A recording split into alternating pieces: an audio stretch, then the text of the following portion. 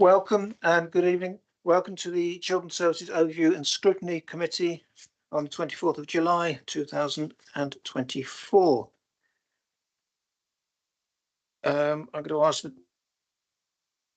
Democratic Services Officer to read out the housekeeping notices. Thank you. Please note that this meeting is being recorded by the Council for live broadcast and will be published on the Council's website for a minimum of 6 months. The meeting may also be recorded or streamed for live or subsequent broadcast by members of the public, although ultimate discretion in this matter lies with the Chair in case of disruption. For those in the room, please note that if the fire alarm sounds, please exit the building by way of the nearest available signed fire exit route and make your way to the assembly point in the front car park of this building. Finally, please ensure background noise is kept to a minimum and mobile phones and other devices are turned off or switched to silent for the duration of this meeting. For those in the room, this includes turning off your microphones and turning the volume down completely on laptops. Thank you. Thank you. I will now move on to the agenda items for the meeting. Do we have any apologies for the meeting tonight? Yes, we've received apologies from Councillor Dove and Simon Welch. And do we have any substitute members? Yes, Councillor Dove is being substituted by Councillor Karen Rampton. Thank you. I will now seek nominations for the election of chair for the 24-25 municipal year. Nominations will need to be seconded. Do I have any nominations? Councillor Cooper. I'd like to nominate Sharon Carr-Brown, please. Do we have a seconder for that nomination? Yes, I'm happy to second. Thank you. Are there any further nominations? Karen. Thank you. I'd like to nominate Councillor Philip Broadhead. And do we have a seconder? Thank you. Okay, as we have two nominations, we'll have to go to a secret ballot for this item. The meeting will not be broadcast during that process. There'll be a holding screen in place. Thank you.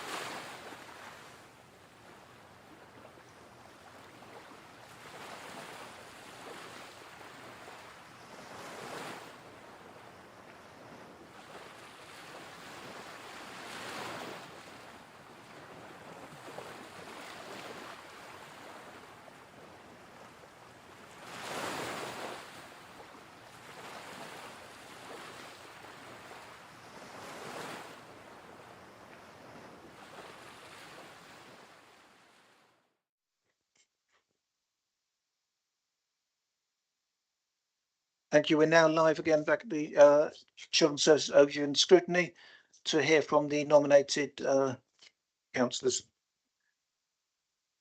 Councillor Carr-Brown. Good evening, everybody. Thank you, Peter, for the nomination.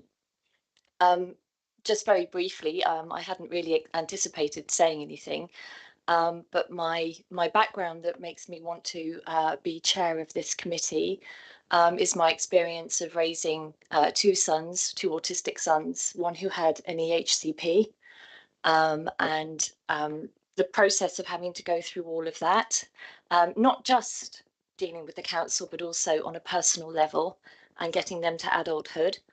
I was also a very active school governor for two of my son's schools, always pushing for inclusive policies, not just on the basis of different abilities, but also socioeconomically as well.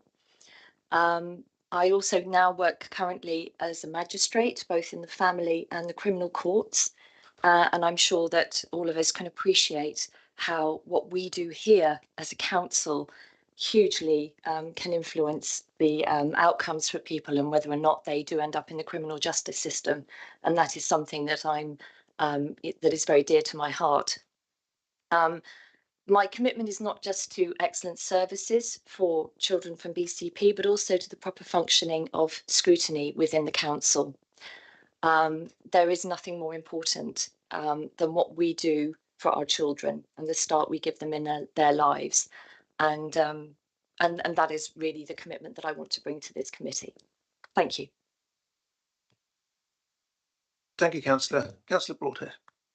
Yes, thank you very much, Chair, and thank you very much to the other nominee as well for her words as well. I'm sure she'd do a fine job. But I'd like to put myself forward as well. As there's 3 points that I would like to make. First of all, I think it's incumbent upon us all to pay tribute to the outgoing chairman, Councillor Bobby Dove, who's not able to be here tonight. I think Bobby's done an exceptional job in very difficult circumstances. Not only is it a new term that we established last year, but as we all know, we're facing very, very difficult circumstances within the children's services department in the council. We are on an improvement journey. We're going through transformation at the same time, and of course, has been much rehearsed many times within this meeting and in other forums as well.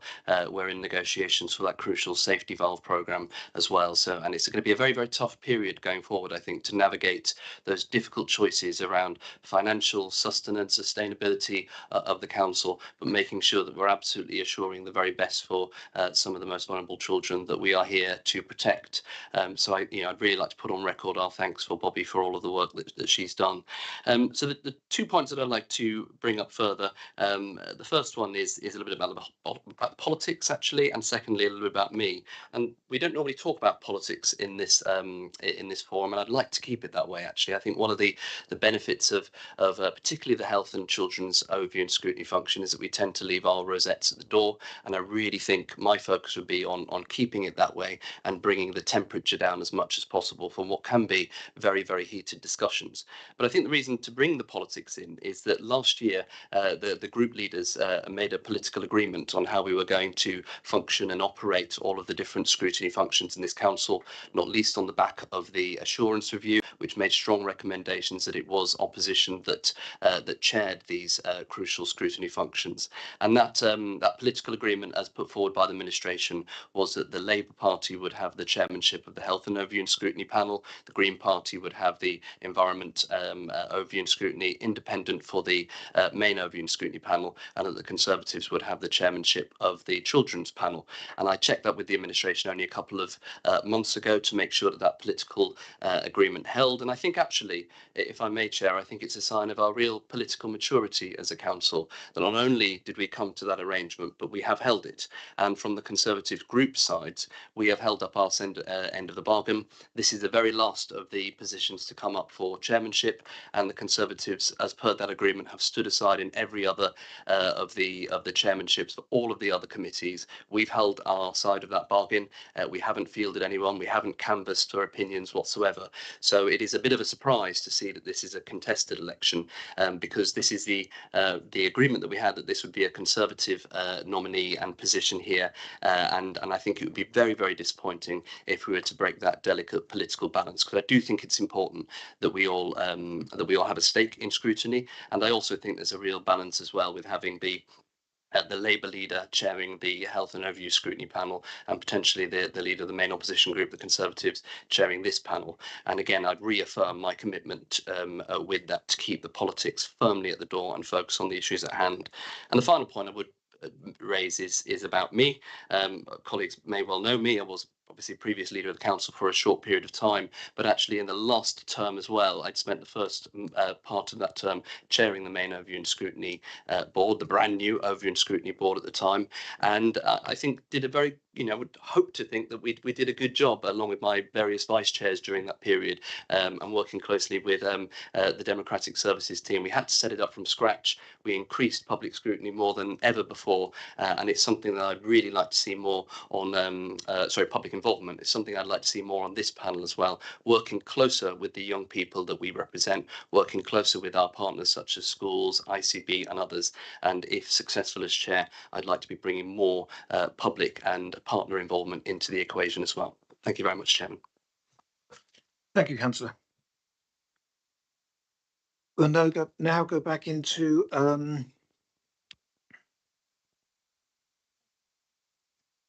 So we'll now go off stream and we'll stop the broadcast for the election. Thank you.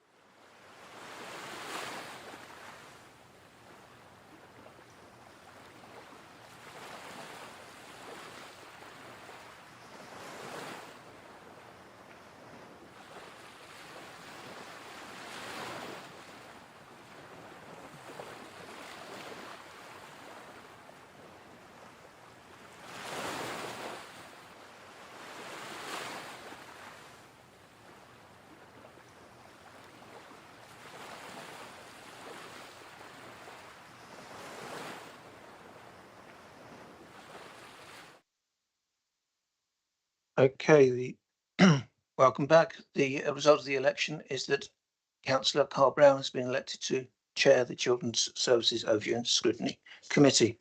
Councillor Carl Brown. Thank you very much.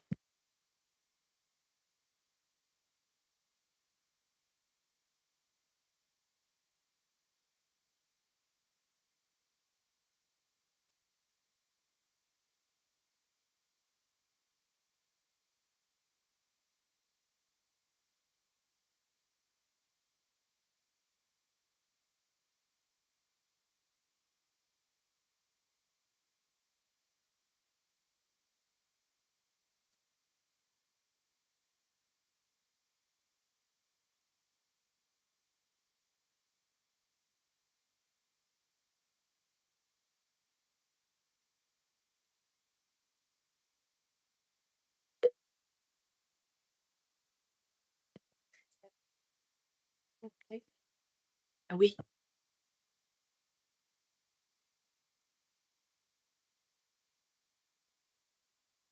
Yes, Councillor Rampton. Sorry, I didn't realise. Fine, thank you for allowing me to speak, councillor, and congratulations on your appointment as chair. I would just like to make it a point, which is that this is a fairly outrageous breach of agreed protocol, and I'm extremely disappointed. No point shaking your head, Councillor Martin. We have it in writing. It is a breach of protocol, and I'm very disappointed. Not trying to take anything away from yourself, you'll be a very able chair. However, I would just say, how can anyone rely on anything that the Alliance says and promises in the future? And I think that all non-Alliance members should bear that in mind. Thank you. Thank you for your congratulations, Councillor Ampton, and thank you also to the rest of the committee for the confidence that you have put in me.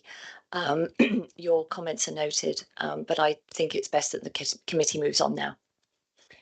So we come to the election of Vice Chair, and I am seeking nominations, please, for election for the Vice Chair for the municipal year 24-25. Nominations should also be seconded. Thank you. Councillor Waters. Martin.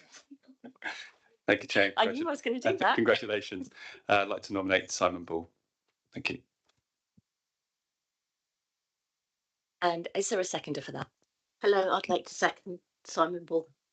Thank you, Councillor Macro. Is it Macro? Macro, thank you. Do we have any other nominations? Okay. Thank you very much. In that case,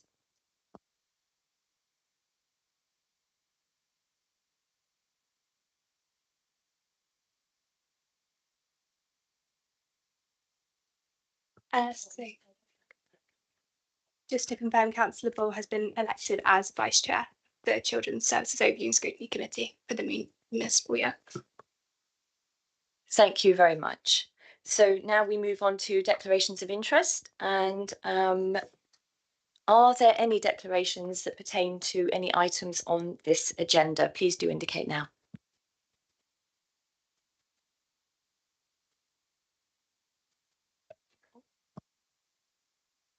In relation to the send, I have a family member with a EHCP. Thank you very much, Councillor Ball. Now, moving on to the minutes, we have three sets of minutes that we are seeking to confirm. I would just like to ask, we have two from January and one from the 19th of March meetings. And can I confirm with the committee that they are accepted as a true record, please? Any points? Thank you. Just to say, I don't know if this is the right time to mention it, but there are 3 actions on those minutes that I have noted haven't been followed up. So if it's appropriate to mention them now, I will. If not, I can save it for later. Great, thank you. So from the minutes from the meeting of the 23rd of January, I believe we were going to receive some amended minutes. There was quite a hefty discussion at the beginning of that meeting about that. I didn't receive any, and I don't know if any of the members of the committee did. The second thing was that from the last set of minutes, there was an action for councillors to be invited to the family hubs. And just to say, I would still be really keen to do that, but I haven't heard anything on that either. And there was another point that I wanted to ask. There was Mr. Sofianos asked us a question about the send scorecard to be shared. And I just wanted to check also, given that there's some other actions that haven't been followed up, I just wanted to check that has also been actioned and followed up. Thank you.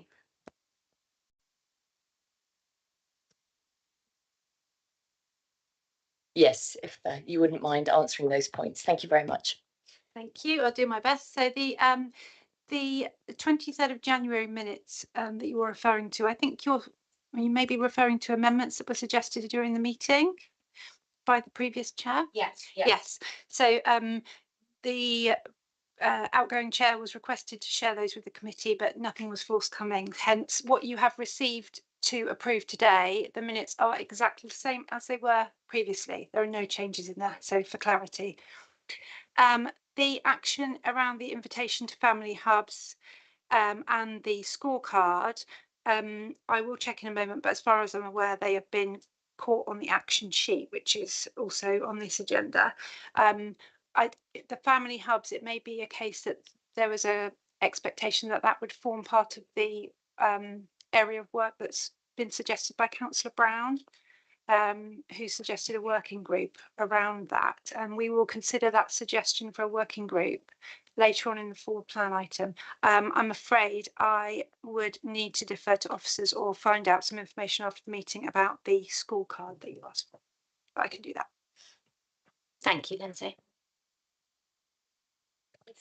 Councillor Burton, please. Thank you, Just for clarification, there was a question about the scorecards, which I should be answering in a moment, which might answer the point that you made. Thank you very much. Any other points? Yes, please. I'm sorry, could you please tell me your name? Elliot. Hello, Elliot. Welcome. Hi. Thank you. So this is about the 19th of March one, and given the ex-members of Youth Parliament, their farewell was actually in the pre-meet, there is no acknowledgement that this was actually done. So like all of their kind of like thank yous, what they've done in their position, and the handover to Ryan and I in the position of MYPs. And I was just wondering if there's any way for this to be done. Thank you. Thank you. Yeah, as has been pointed out, the outgoing Youth Parliament members and the incoming Youth Parliament members met with the committee in a pre-meet, so that's why that isn't reflected in the minutes. However, given that that has been raised now, I would suggest that if the committee wants to put on record their thanks, that can be included within this set of minutes in the minute section, if that makes sense to everybody. Thank you. I'm just taking that there's a general nod of agreement that that is very much something that we would like to do. Thank you very much for raising it. Councillor Macro. Thank you, Chair. Regarding what Ryan has just said, and also Elliot, sorry. Yeah. Elliot has said, it's my understanding that the Youth Parliament are entitled to 10 minutes. It's not on the agenda for today, but can we make sure it is in future? Yeah, we can ensure that that is in future. I believe it because this was an extraordinary meeting, just due to the cancellation, it wasn't put on this agenda. So for the next meeting, yeah, that will be reinstated. Yeah, lovely. Thank you very much. And I just wanted to add that Youth Parliament members, please do interject and join in the debate as you see fit. As you are part of the committee, and you're most welcome. Anything else on the minutes? Can I take them as good? Thank you very much. Okay. And then that moves us on to the action sheet. Now we have some items that need to be removed. And so really I'm just looking for the committee's agreement to remove the items in yellow from the action sheet. Do we have any comments? No, all happy? In that case, that's what will happen. Thank you very much. Okay, so item 7, moving on to public issues. Do we have any public issues for this meeting? Thank you, Chair. Yes, we do have public questions for this meeting. If I can invite Adam Sofianis to come up and ask his questions. Thank you.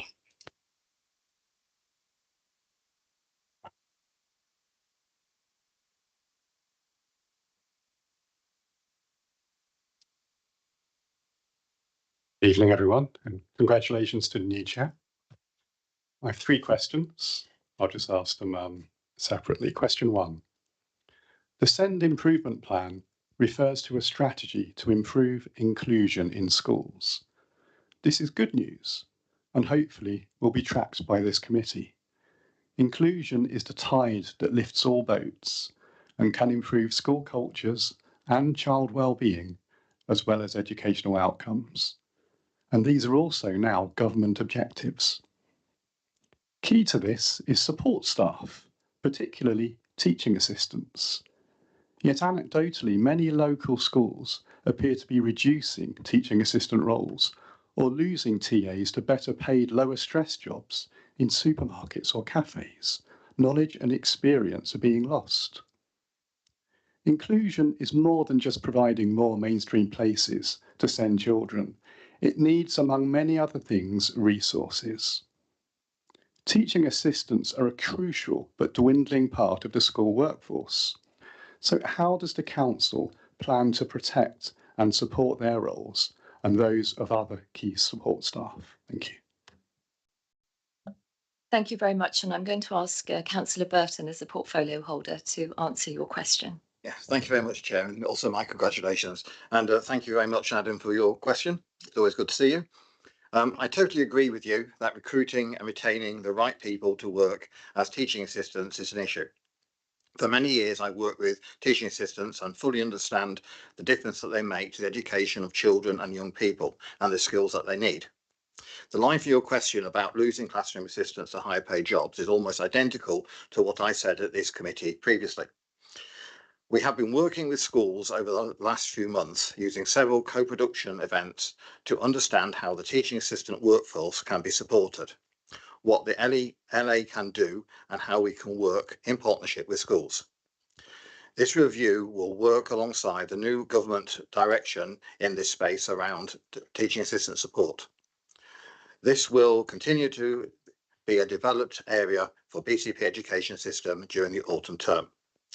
One final point, we can all help by championing the role of teaching assistants and encouraging people to consider this as a career. Thank you. Question 2. At March's committee meeting, I asked whether Council would publish monthly performance data for SEND services. I was told, and I quote, "There is an established SEND scorecard. This can be shared." May's cabinet meeting shared incomplete data for March, but no more. I asked there whether Council would publish data sets for April and May and share them here, including crucial data on refusals. I was told, and I quote, "Getting the data out is really important, and we will commit to getting that data available." Yet those data sets haven't been shared here, nor has the refusals data. I was also told this data, and I quote, "is available through the Parent Carers Forum, yet it hasn't released updates to the full membership." If Council agrees that getting the data out is really important, can it please explain fully and clearly exactly when and where it will publish monthly performance updates, including refusals data? Thank you. Councillor Burton. Thank you, Chair. Thank you, Adam, for your second question. We've been working with our Parent Carers Together organisation as to what measures parents and carers wish to see on a monthly basis. Last week, they confirmed and agreed that the SEND improvement scorecard should be shared on the local offer each month. This is in the process of being uploaded to show June's data set. It should be loaded onto the local offer by the end of the week. From now on, the scorecard should be uploaded onto the local offer within a week of the SEND Improvement Board taking place.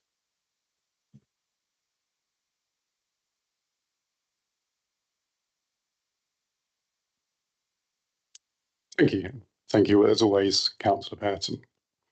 Final question. In February's full council, members unanimously passed a motion to send 3 specific letters to government departments and the local government association in relation to safety valve. For May's cabinet meeting, I asked how and when the council will publish these letters. I was told that they, and I quote, "will be published in the June council meeting." That meeting was postponed, but no such letters have been published so far for July's council meeting, nor have they been shared here. When and how will the council publish the letters it was mandated to send during February's full council? And can you confirm that those specific letters were sent on or after May the 7th? Thank you. Councillor Burton. Yes, thank you, Chair, and thank you, Adam, for your third question. The Chief Financial Officer, I'm sorry, the answer to this one is a little longer. The Chief Financial Officer, Adam Richards, wrote to Nico Hislop, Director of Local Government Finance, at what was then the Department of Levelling Up, Housing and Communities on the 22nd of May 2024. This was copied to the Chartered Institute of Public Finance and the accountancy, the CIPFA, to its then Chief Executive, Rob Whiteman, The council auditors, Grant Thomas, Director Peter Barber, and the Local Government Association was also made aware by correspondence with its chair, Sean Davies. A copy of this letter was published as an appendix to the medium-term financial plan update report on the 17th of July Cabinet meeting. This can be accessed by the link, and there's a link there when you get the written answer, so you can just click on it. This letter has been followed by the Chief Finance Officer via meetings and emails with Ian Murray, Director of Public Finance Management at the CIPFA, seeking solutions. Also, in recent weeks, the Chief Executive, Graham Farrant, has been in email correspondence and meetings with officers for the Department of Education, the DfE, and the Ministry of Housing, Communities and Local Government, the MHCLG. Vicky Slade, previous leader of the council, and since July this year, MP for Mid Dorset and North Poole, has also on this issue had conversations and written formally to Bridget Phillipson, Secretary of State for Education and Minister for Women and Equalities. I can also send you a copy of this letter. I'm not sure if we're allowed to forward it from via the council, but I can forward it to you personally if you would wish.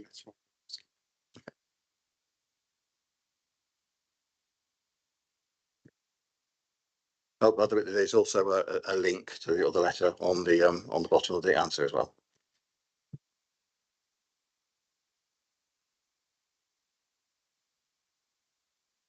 Thank you very much, Councillor Burton and Mr. Sofianos, for your questions.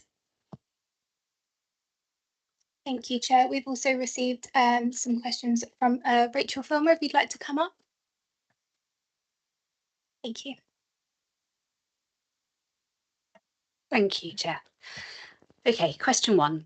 Since the safety valve deal was rejected by the Department for Education, we have substantially more information about the scheme and how it is affecting local authorities, families and schools. The charity IPSI are calling for the scheme to be ceased following an investigation that found numerous related unlawful policies. 5 Norfolk Academy trusts state that cuts to their top-up funding, apparently caused by failure to meet safety valve targets, will mean mass redundancies and exclusions of disabled children who cannot be educated or even kept safe. 1/3 of safety valve areas report they still face insolvency. Given this additional information and that there is now evidence of agreements causing failures to meet statutory duties, are BCP still entertaining entering the scheme if given the opportunity? And what reassurances can you provide to schools and families who are rightfully concerned? Thank you, Councillor Burton. Thank you, Chair, and thank you, Rachel, and nice to see you again. I'm afraid the answer to this one is reasonably short. BCP have not been given the opportunity to enter the safety valve scheme and so are not able to consider entering the scheme or not. Question 2. Despite improvements in average timeliness of EHCPs, some local families have reported concerns that their legal rights are still not being fulfilled. Some have reported that they have not been given the statutory 15 days to respond to a draft plan. One reported receiving less than 1 hour to respond. Some plans are reportedly being finalised while BCP are still consulting with schools, with that process running down a parent's appeal window, leaving them with no legal ability to challenge any delay in naming a suitable placement. In the last 6 months, what percentage of final plans were issued without a school named, and what percentage are finalised without parents being given the full statutory response period?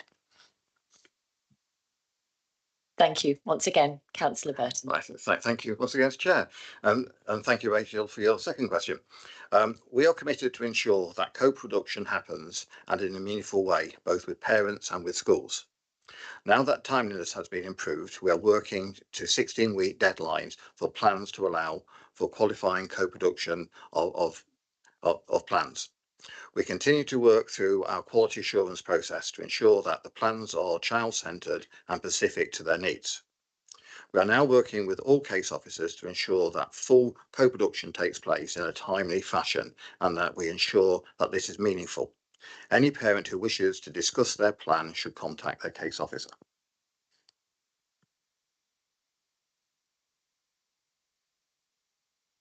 Thank you very much, Ms. Filmer. I'll hand over to... Thank you, Chair. We've also received a question from Pearl McCarthy, if you'd like to come up. Thank you.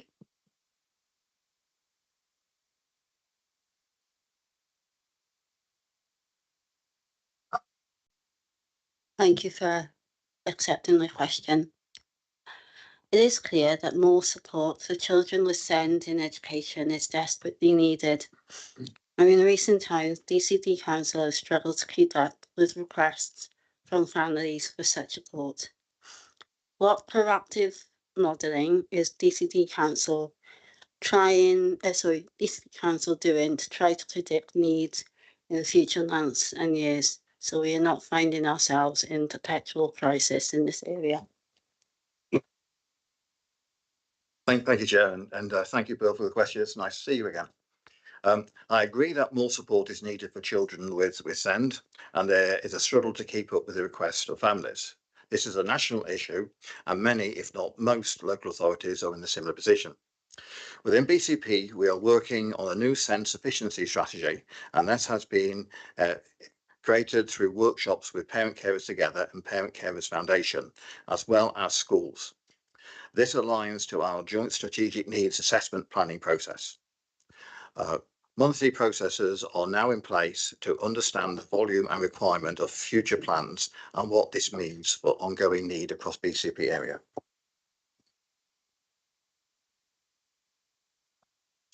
So thank you very much for the members of the public who've taken the time to bring questions to the committee, and to Councillor Burton for answering them. That is the end of the public section part of the meeting. So we're going on to our substantive items of business. And the first one on the agenda is the SEND progress update, focusing on the SEND improvement plan and safety valve.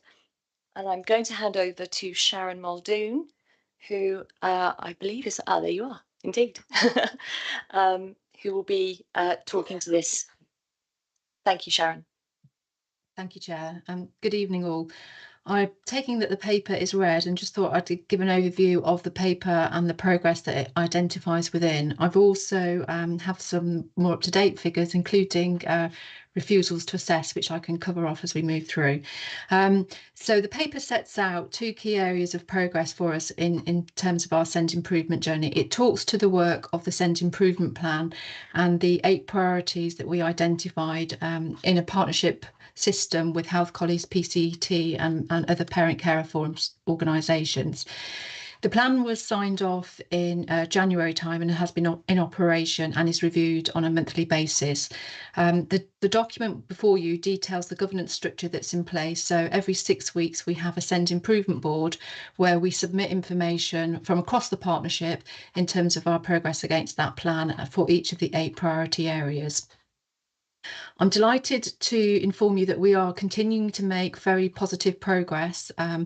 The figures you have in front of you talk to progress of March, and in front of me this evening I have the June data which we can share with you and will be on the scorecard that Councillor Burton referenced.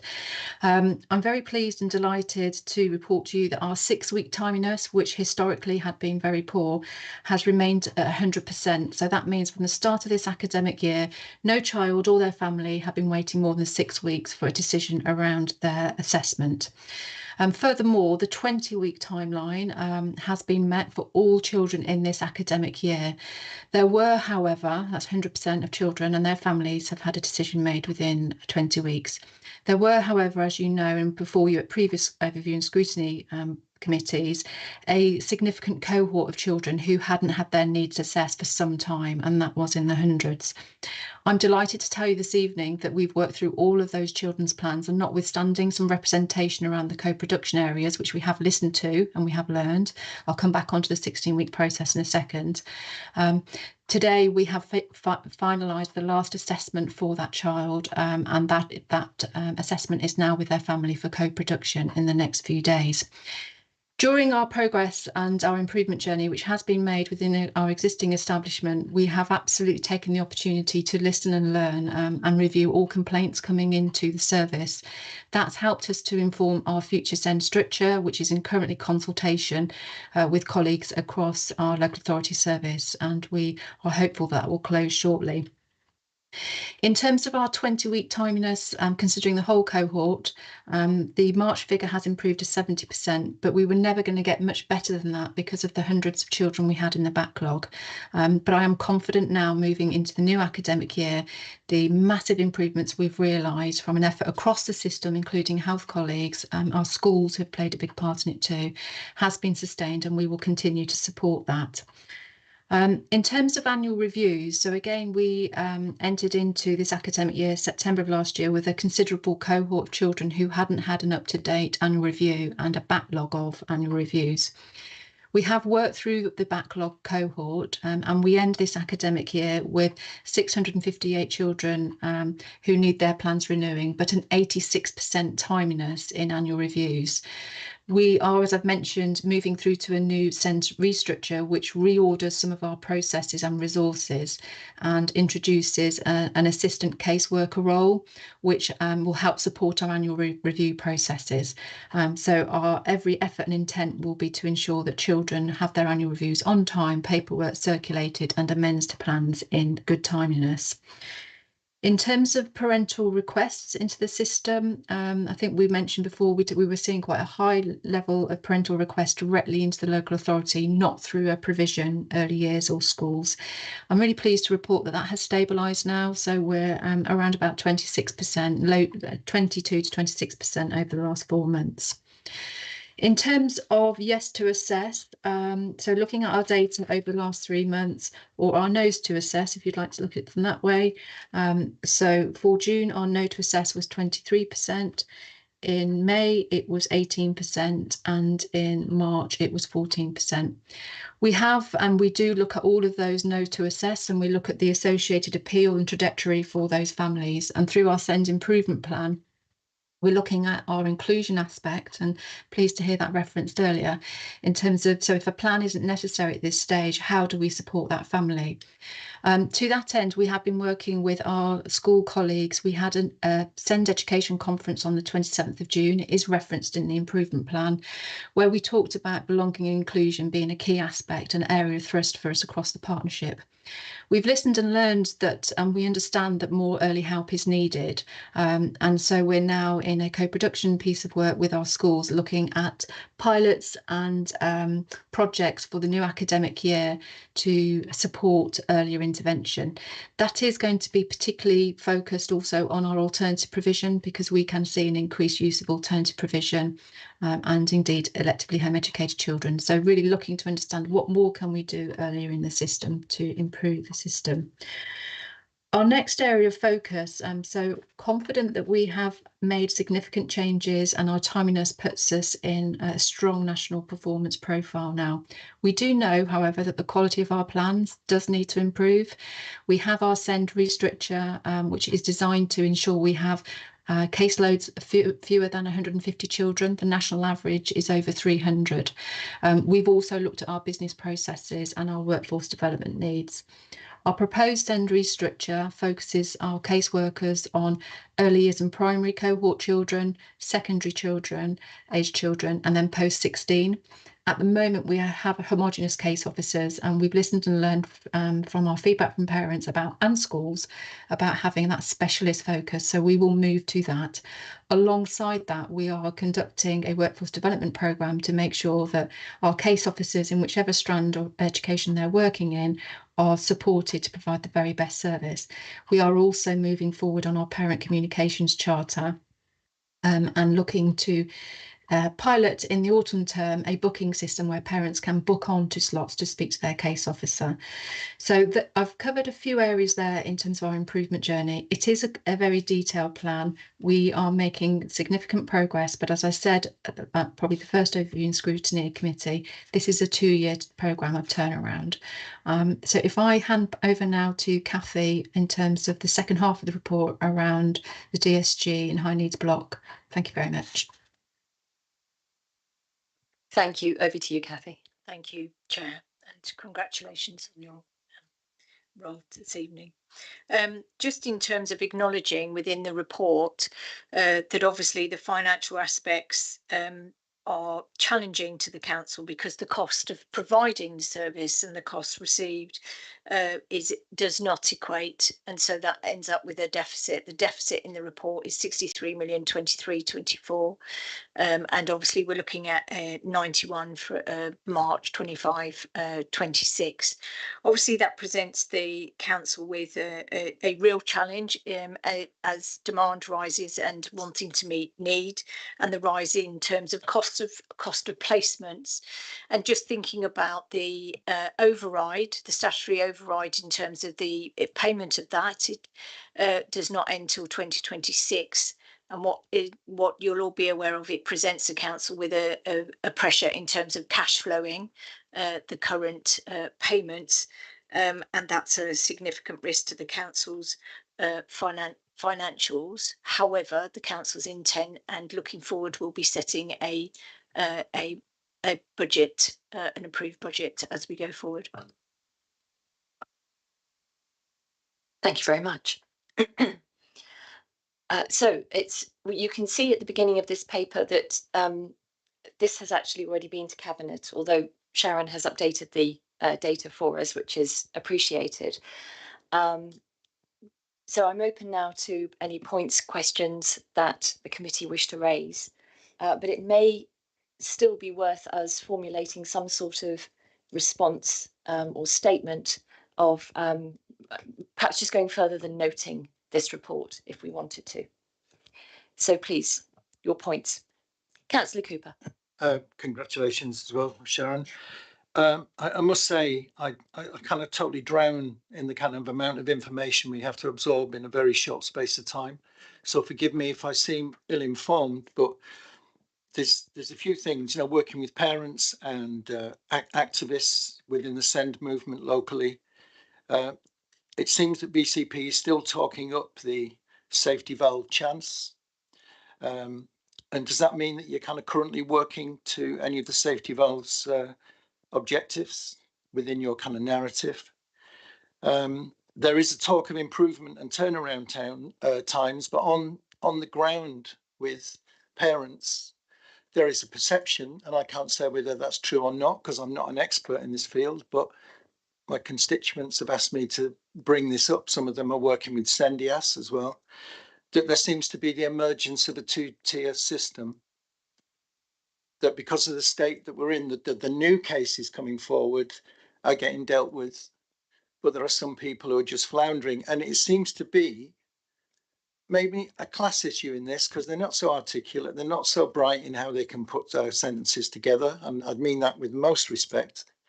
Some of them are single parents who can't get their head around day-to-day economics and coping with their children's behaviour. They are feeling left behind. So I just wonder, I'd like us to note that these parent workshops that assume are these the outcome of the workshop is what? To educate and inform or agitate or get people to involve in their own creation of their care plans or whatever. The parents that I talk to have heard nothing about that. So where is that information being directed at? How's that put out? And what's the plan? Short, medium and long term. Sorry about this. Yeah, the elephant is in the room and we've still got this massive deficit.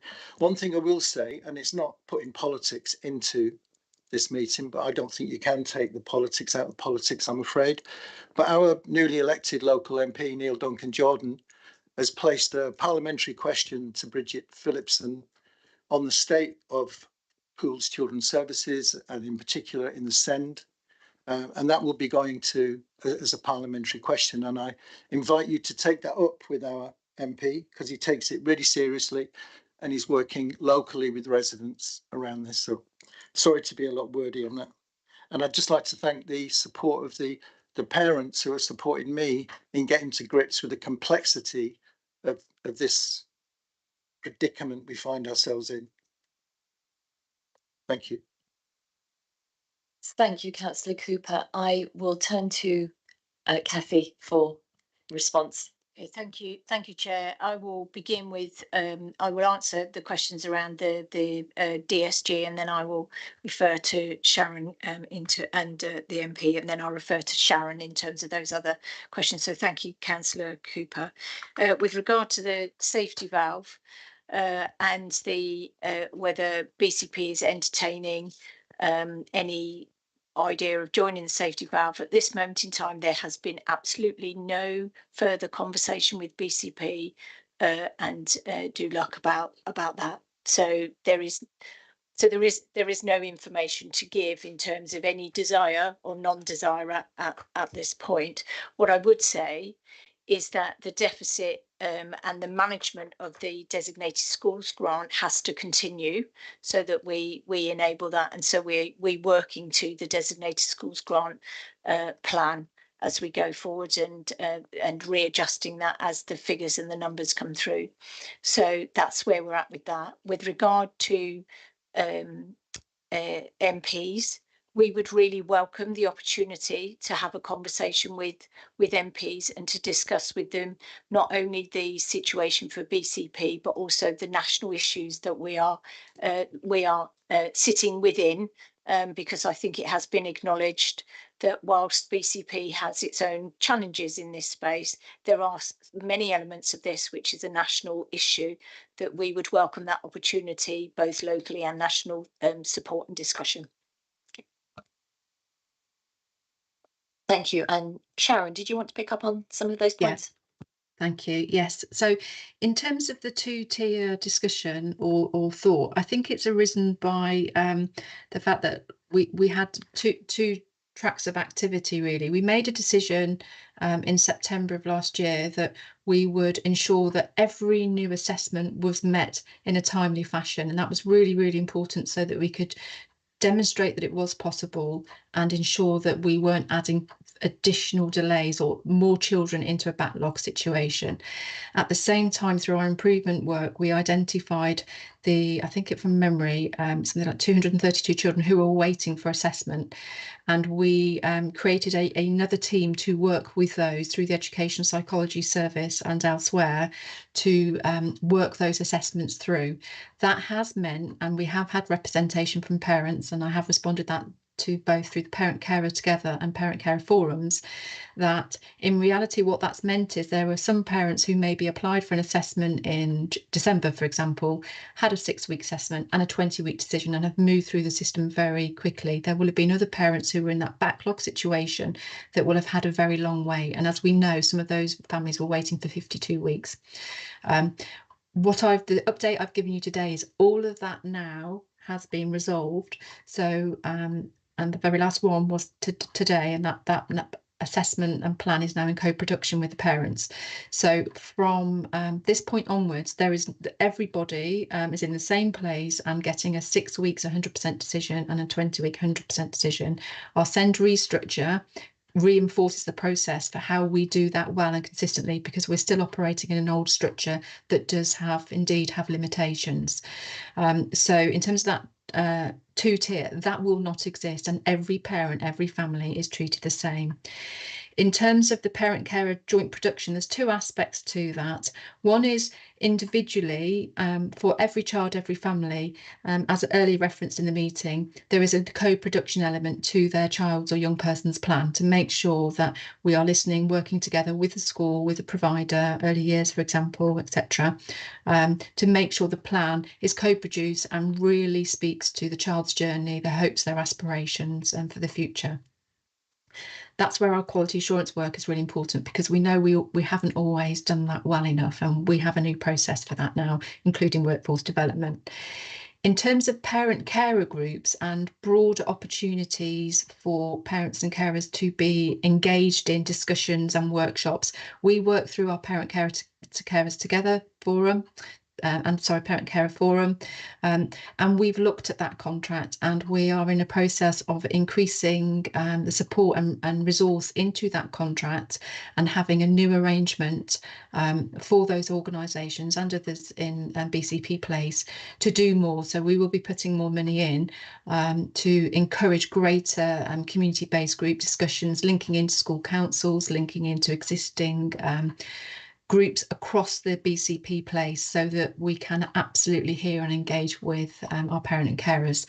So that process, again, it's detailed in the improvement plan. We have a meeting this Friday with the Parent Carers Together and Parent Carers Forum around that, and we will be sharing that more widely in terms of the opportunity for the future. It is hoped then that we will have a greater reach, because we've heard representations from the BCP Alliance as well about it sometimes being perceived to be a closed shop. So we're hoping that additional investment will mean that our ability to reach out through those organisations will be greater. One final point, we've agreed as a leadership team, particularly around sufficiency and specialist placements, which is the next key area for us to focus on, as referenced by Pearl. We will be holding some locality events with local authority senior leaders being present during September and October to share our plans, share our progress, but also make sure that people have the opportunity to contribute and develop the next phase of improvement. Thank you. Thank you very much. Is there a follow-up? Yeah, just quickly, we will set up that, if you'd like, the meeting with Neil Duncan Jordan. He's quite keen, the MP for Poole, and we might be able to involve Jessica and Tom as well. They'd be very interested to meet you and see how we can put pressure on central government to improve our situation here. That's an offer. I'm go on, Kathy. Thank you, Councillor Cooper. I am aware that the Chief Exec, Graham Farrant, is looking to coordinate that and also to bring in John Coughlin, our DfE advisor, to have a session with all MPs to look at that. Okay, but thank you. I'm sure the invite will be extended to all our relevant MPs. Thank you, indeed. Yes, sorry, Councillor Harman. Thank you, Chair. Just to follow up, Sharon, on what you were just saying there about the parent carer forums, because that's something I'm incredibly passionate about. And Councillor Cooper, you spoke very articulately there about lots of people come to us with what's going on the ground, and often there's a real disparity between what we hear here on the committee and what we hear from parents, and it's very hard to make those two things meet because they don't, they're not in parallel. And you spoke about the fact that there are things in place, things are going to happen, and all throughout the report you could see that the intent is there. I just want a bit more clarity, and have we got dates? When are these things happening? I want to know it's actually going to happen rather than being something we're just speaking about we'd like to do. Yeah, thank you. The key enabler of this now is our SEND restructure, which puts the new systems and processes in place. And colleagues will appreciate we have to do that in a consultation period with staff. But moreover, actually, we did want to take the time to really make sure that it was right. So in terms of looking at those parental complaints, really having an understanding of where are the pressure points in the system and what do we need to learn from when things haven't gone so well. So, for instance, every Monday at 11 o'clock we get together and we look at the complaints that came in last week. We look at our performance, our timeliness, we look at children awaiting placements and understand where we are with those. And there's been lots of improvements have happened already. The step change though in terms of getting it right for the long term is that SEND restructure, and that has absolutely been in co-production with schools as well. So I think it was on the 4th of July, we presented the proposed structure to a head teachers forum and through our Senko forums and talked about this is what we're thinking, this is what we've listened to, these are the concerns in the system, this is our new structure. Our staff cohort are very supportive of the new structure, and we took the time to co-produce that with staff and listen to officers in the team to make sure that their lived experience of servicing children was understood and their frustrations around the current system. So obviously still subject to the close of consultation. We then have an onward implementation plan, which all things being equal means that our new system and structure would be in place during the beginning of, it'll happen through the autumn term. But as I've said to you, in the data that I presented to you today, shows that the system has turned, shows that we have made improvements, but we know there's more that we need to do around the quality of our plans and the co-production element. In terms of the contract that I've just talked about, We're meeting with the two providers, current providers, on Friday, and we will be moving through a procurement process, which will allow that contract to be enabled around September time, subject to a successful procurement process. The aspiration then is obviously the resources available and the work starts immediately, so the throughput and the activity would increase at that point in time. Thank you, Sharon. And I think something else you did mention that I think is really important. We've obviously got these forums already in place, which is fantastic, but lots of parents don't know about them.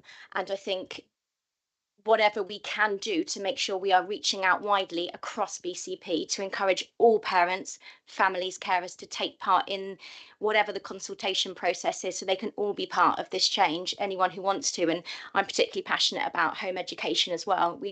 We need to do more, and we need to be better at ensuring we are reaching out to invite people to be part of the process.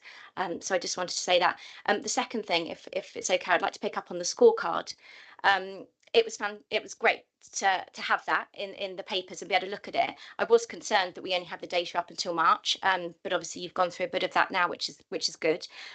Richard, you mentioned earlier about the local offer, and that it will be published as part of that. I don't understand what the local offer is, so I would love to be able to see this scorecard every month and be able to track what's going on. So is that the best way of doing it and the only way that this data will be published, or will there be other ways that we will be able to access the data? Thank you.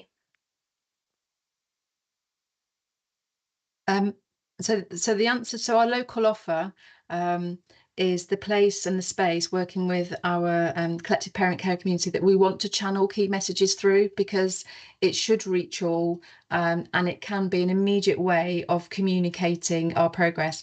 I have been having monthly meetings with parents carers together in the Parent Carer Forum and sharing the information, and indeed they're on the SEND improvement board, and I know that they do cascade it, but I've absolutely heard that representation that it doesn't reach all. So what we will be doing through this new contract is really looking at how do we, and think about the role of social media, how do we make sure that parents, families and carers know to go to that local offer as their key portal for information.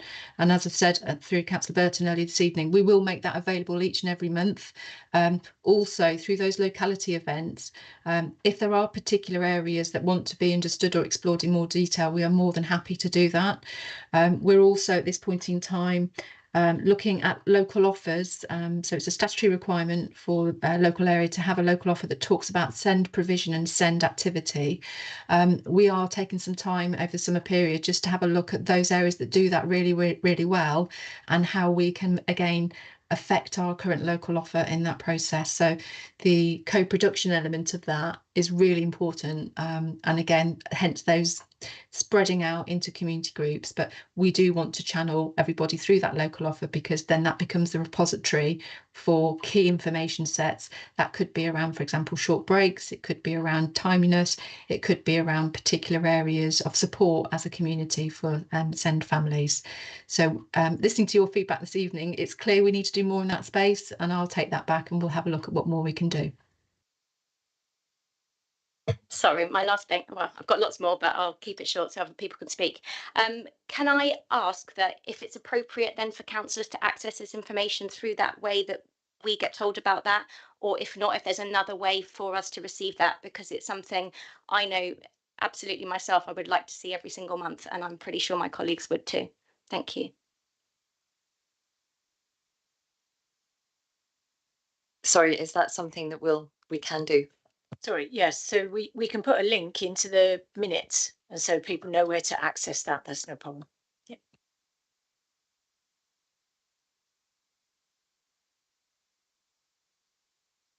Councillor Macro and then Councillor Martin. Thank you, Chair. On page 99 and 100 on the SEND improvement plan, it references Dingley's promise with assessment centres, and let me just scroll up quickly. Training and other things. Can you explain Dingley's promise? I will do my best, although it's another officer will do it much better than me. So our officer, Jeanette York, leads that. So Dingley's promise is a charity that we're working with to work with our early years cohort of children who have emerging SEND needs. And we have one facility and one base at this point in time. The details actually around children accessing it are on the SEND scorecard, so it can be found there. But in reality, it's a pilot project which seeks to work with families at the earliest point of need and support families who may have little ones experiencing SEND, to support them in terms of how they might access early years education and onward mainstream education through a provision of support with families. It is a relatively new project. We will be having an update of that as we move through the next sort of 6, 12, 18-week cycle. There are a number of centres nationally, and there is a report that I can get to you which sets out information about what the offer is. We are looking at it, so this is a pilot offer, and we are looking at the children that are accessing it and the potential to expand that based on earlier identification, better support, and children engaging in their mainstream provision, both in the early years and then through into reception. Is there a follow-up, Councillor Macro? No. Well, reading on the plan, it does say regarding the, oh, I'm sorry, keep going down. Regarding the, sorry, just read it out as it's written here.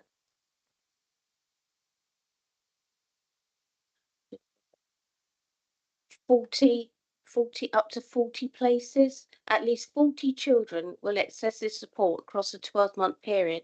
Fingers Promise Assessment Centre have 2 family outreach workers in post from the 1st of April 24 to work with families around transitioning to mainstream education, and that's where it says. So has this actually been implemented? Yes, it's in place now. It is in place now. Okay, yeah. That's good. Thank you. Sorry about the rumble. I've got sweaty hands and I'm trying to scroll up, so no problem at all. Councillor Martin, I think you had a question. Did I get that right? You did, yes, thanks. And your name? Yeah, I know. Look at me go. What a night. Yeah, thank you very much. I just picking up around page 64. Essential that BCP education system is an inclusive system, and those children that can and should be enjoying and thriving in mainstream education can do so. This is true for all stages from primary through to post-16 provision. So I've picked out that initially, and again, the paragraph above that, we've got this includes the appetite and the engagement of our schools in increasing EHCP penetration in mainstream schools, which is comparatively low at 37.3% compared to the 41 national. What I'd like to get a sense of is, across the conurbation, across those schools, academies, etc., yeah, how are they all collectively sharing that responsibility to want to do this, or are there some more than others that are taking the lion's share of responsibility, and how are we addressing that? That's my first question, if that's okay. Sharon, I think that's one for you. Yeah, Kathy, are you happy for me to lead on that, or would you rather pick that one up? Yeah, well, I could start.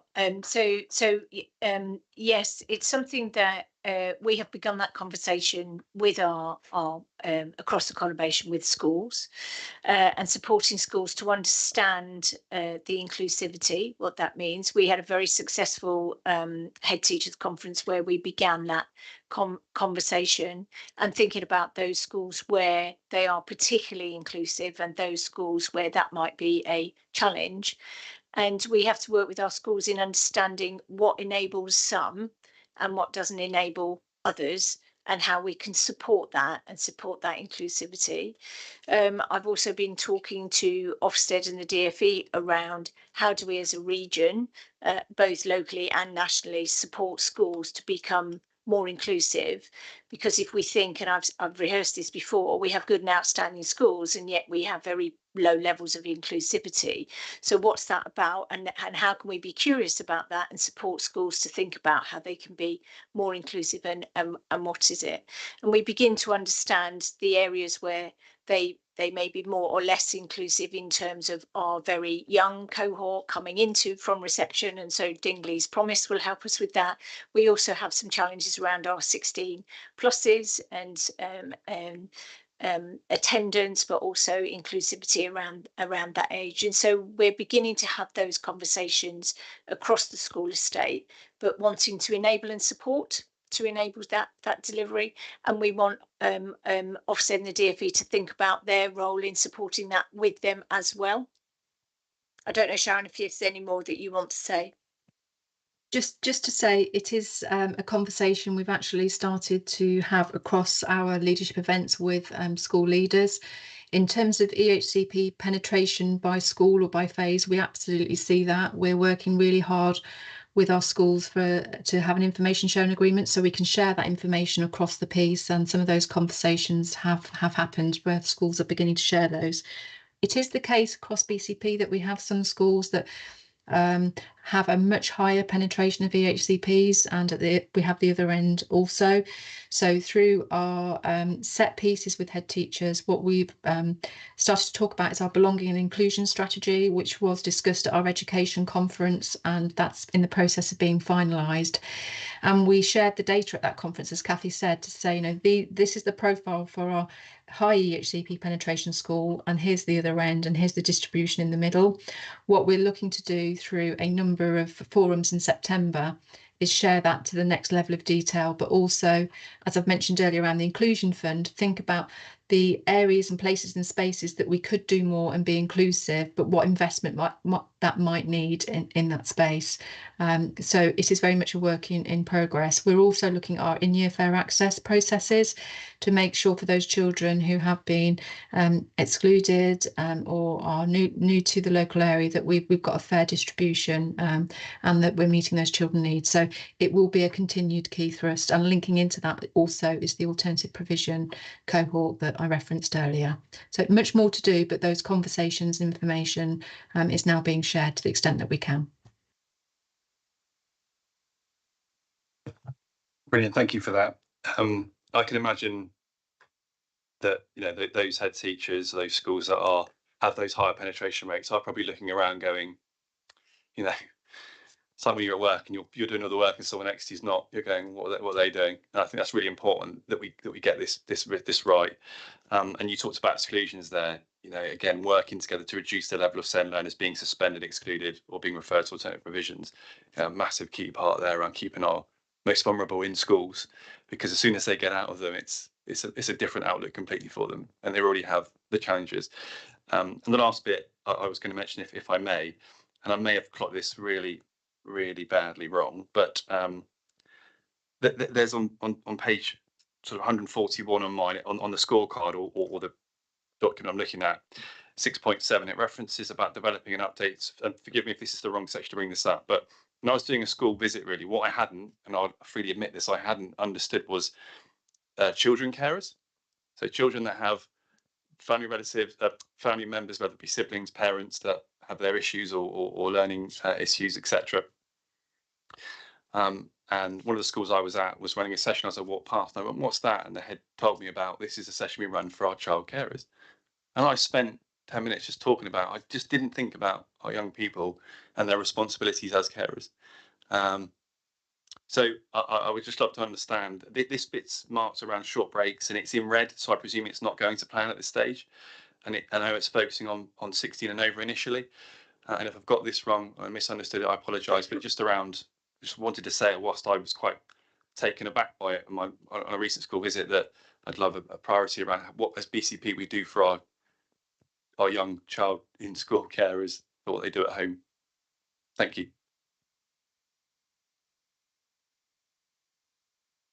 Is that Kathy? Well, sorry, I can start. I think it is something that probably isn't well considered. Young people, children who are having to care for parents and or siblings before they get to school, and how challenging that might be, and also in terms of emotionally thinking, is mum, dad going to be all right while I'm at school? So a number of things that for those children, we do have a team that supports young carers, and we can bring something more fully back Overview and Scrutiny for some understanding around that and the work that they do. It is about how we support some schools enabling that. So, for example, young people turning up late for school because they've had to help mum get up and get breakfast, but when they get to school, they may be signed in as late or get a detention because they're late. And so it's how do we enable that inclusivity through challenges around that. So Sharon, I don't know if you want to come in any. Yeah, sorry. So 6.7 is around the short breaks aspect of it, but I think you're entirely right, and we'd pick that up ourselves in terms of that the early help offer, because they may be children known to our SEND community, but they also could be children elsewhere in our education system. So really understanding who are they, where are they, and how do we better support them. And our practice methodology around really understanding a child's lived experience and what that may mean. And I think there's a reference and link there to also the belonging and inclusion strategy, which is, what's behind a child's behaviour and what might be happening in the family home, and how can we support unmet need to do that better. So I think it's a good challenge, and I think we should bring something back to share that work, because some of it is in the SEND space, but as Kathy said, it's also more broadly in that early help space and the role of carers and our children, particularly as carers. So happy to pull something together and bring that back. The short breaks, it is a red because it hadn't been as developed as we would want it to be. We have moved on that, and the July version of the improvement plan will give an update, and that will have moved from a red to an amber. Thank you very much.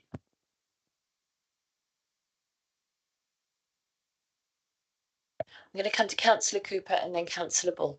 Yeah, it's just it's not an off the wall thing, but I mean, you've done some really good work, but I know that your contract is coming to an end in September, is it? So we're wondering about continuity, or is that just a myth? Also, I think at Cabinet in 23 there was 784k which was spent to employ Ed Sykes and other specialists to decrease the backlog of cases, and they were short-term contracts. So where are we with that in sustaining the work that you're doing? And also, if you are leaving, Sharon, how are we going to ensure continuity of the good work you've been doing with Kathy and her team? I'm going to come to Kathy for that. Thank you, Councillor Cooper. And it's a really good question. And it's the question that most people ask me when they see me, head teachers, etc., because I think it's an acknowledgement of the absolute phenomenal work that Sharon has done in terms of being able to really enable us to see the challenges around this area through the diagnostic, then to set out and set very clearly a delivery plan against which the DfE and NHSE are really confident in terms of the turnaround and direction of travel. So in our review just recently, they were very complimentary in terms of the direction of travel. More to do, which we all know, but in terms of setting the groundwork for us to then drive forward, they were very clear about that. There is a lot about how we work across our system, although the council, in terms of that SEND agenda, the name of the council is the one that gets the inspection result. It is a system leadership, and it goes across our health colleagues, and it goes across our education colleagues and our head teachers and chief execs in those areas. And Sharon has been able to really mobilise that and develop that across the system. And so that appreciation has obviously the anxiety about Sharon leaving is the appreciation for that work that has absolutely been done. Apart from cloning, Sharon, I think what we have all been shown is the absolute blueprint for how we need to move forward, and the qualities of the individual that we may need post Sharon. Sharon is committed to our services for some time, and it's past September, and hopefully towards the inspection that we're thinking that will be around the spring. What I have been talking to head teachers about is how do they support that recruitment? So we have somebody that we've shared that responsibility to recruit, that we all consider what are the qualities that we want for that role as we go forward, and we share that recruitment. And so the recruitment processes will start in the autumn term, only thinking the lead-in time will be 3 months to get candidates, and then candidates will then need to hand their notice in, which will be another 3 months possibly. So we are looking at quite a lead in. So if we think about March, April time next year, and also members will be very much part of the interview process.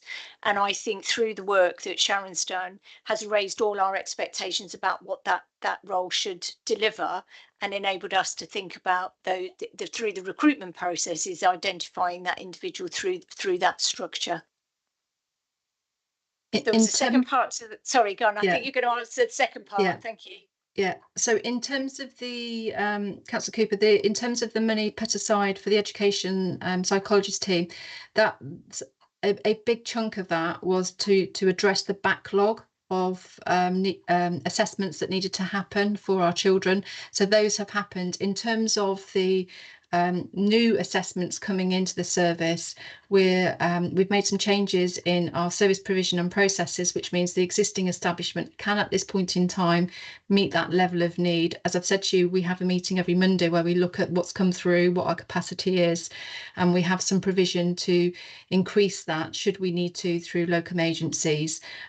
So the amount you talk about was reference to the backlog that I discussed earlier. And as I've said, we've made it our business to look at throughput activity processes and make sure that we can appropriately support through our existing establishment. That's true for the education psychologists. It's also true for our case officers in the proposed secondary structure. Thank you very much.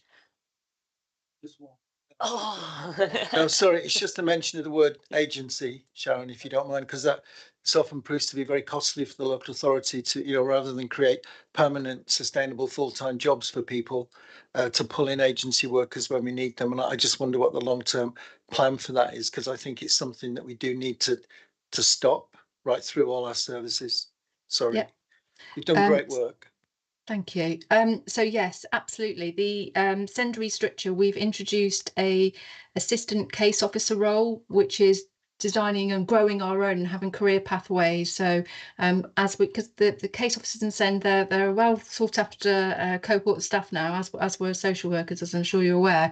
So in terms of the SEND restructure, we've developed these entry roles for staff to grow our own and develop our own, so that we have those natural career pathways for our workforce, both within the local authority and the wider conurbation, but also so that we reduce our need and use of agency staff for the long term. We've also in the secondary structure identified new career pathways so that we keep staff in the system and can grow them and grow their career with us to the extent that we can. In the education psychology space, for that service, we're working with our DFE Bedford SLIP provider, looking at what that service needs to be, the role of assistant ed psychologists and how we can support that team. There is again a national demand on that service area, but we are working with Bedford SLIP about, so how do we make that sustainable for the long term? What we are trying to do, and I referenced earlier, is right size our activities so we don't need the locum support that perhaps we've used historically. Thank you very much for that. And Councillor Bull. I just want to go back to short breaks and ask a really, forgive me, a really simple question. What constitutes a short break? I don't know, it's probably for Sharon. But, there's a very clear statutory outline in terms of short breaks being a provision. I mean, it almost in some ways does what it says on the tin. It gives a short breaks opportunity for families whose children have got some needs. So it means they can either have a break with their child in an environment where they wouldn't normally access maybe, and or a break away from their child. So activities to support the young person. So a parent could go and spend more time with another child or go shopping. So it's a variety of activities to enable families to have a break, but also the young people to have opportunities that they may not have in that ordinary mainstream activity opportunities. Thank you. So that can be an hour or 2 hours or a day or something like that. Yep, thank you. I'm not seeing anybody else indicating to join in. Oh, I'm so sorry. I hadn't. Councillor Brown. So sorry. Just picking up on Mr. Sofianas's question earlier, and also with Councillor Martin raising the issue of SEND children in mainstream schools. I just would like to understand through my own experience as a teacher and also anecdotally from colleagues, due to the, I mean, I feel like my school that I work in is one of those schools that is really good at accepting SEND children. We're just witnessing things like resource spaces opening, and what my experience is that TAs and with support staff are being kind of taken to be used as one-to-ones or moved into resource spaces, and at the moment with the reduction in funding not being replaced, and this is something that's a huge worry for me and lots of other teachers and head teachers, and I understand there is a juxtaposition between academies and LAs and funding, but it's leaving this huge gap for, you know, children in these schools and teachers in these schools, and I just wonder if there's kind of a plan in place to kind of have a balance for that, because, you know, it's kind of already, you know, robbing from Peter to pay Paul, and there's going to be a gap at some point. I mean, if there's anything in place to kind of level that out. Yeah. So that issue, through our numerous meetings with head teachers and Senkos, that issue's been raised a number of times in the last few months, and again looking at the national developments around that. So we've heard that. We've also heard at one of our head teacher forums about, so how do we support each other if our provision of need changes over that period of time. I referenced the inclusion fund earlier. So one of the areas that we will be seeking to develop with schools is how might we do that? How would we support the development of TAs across our area of need? Who would be best to do that? Would that be a local authority thing, or would there be, for example, an academy trust that might be happy to lead on that on behalf of the partnership? So those conversations have developed to an extent that we recognise, and there's been a commitment, yes, that it is something we need to look at and develop. The process that we're in now is how best do we do that, and how best do we do that at speed, and that will be part of the discussions we have in the Inclusion Fund with head teachers and Senkos in September. Thank you.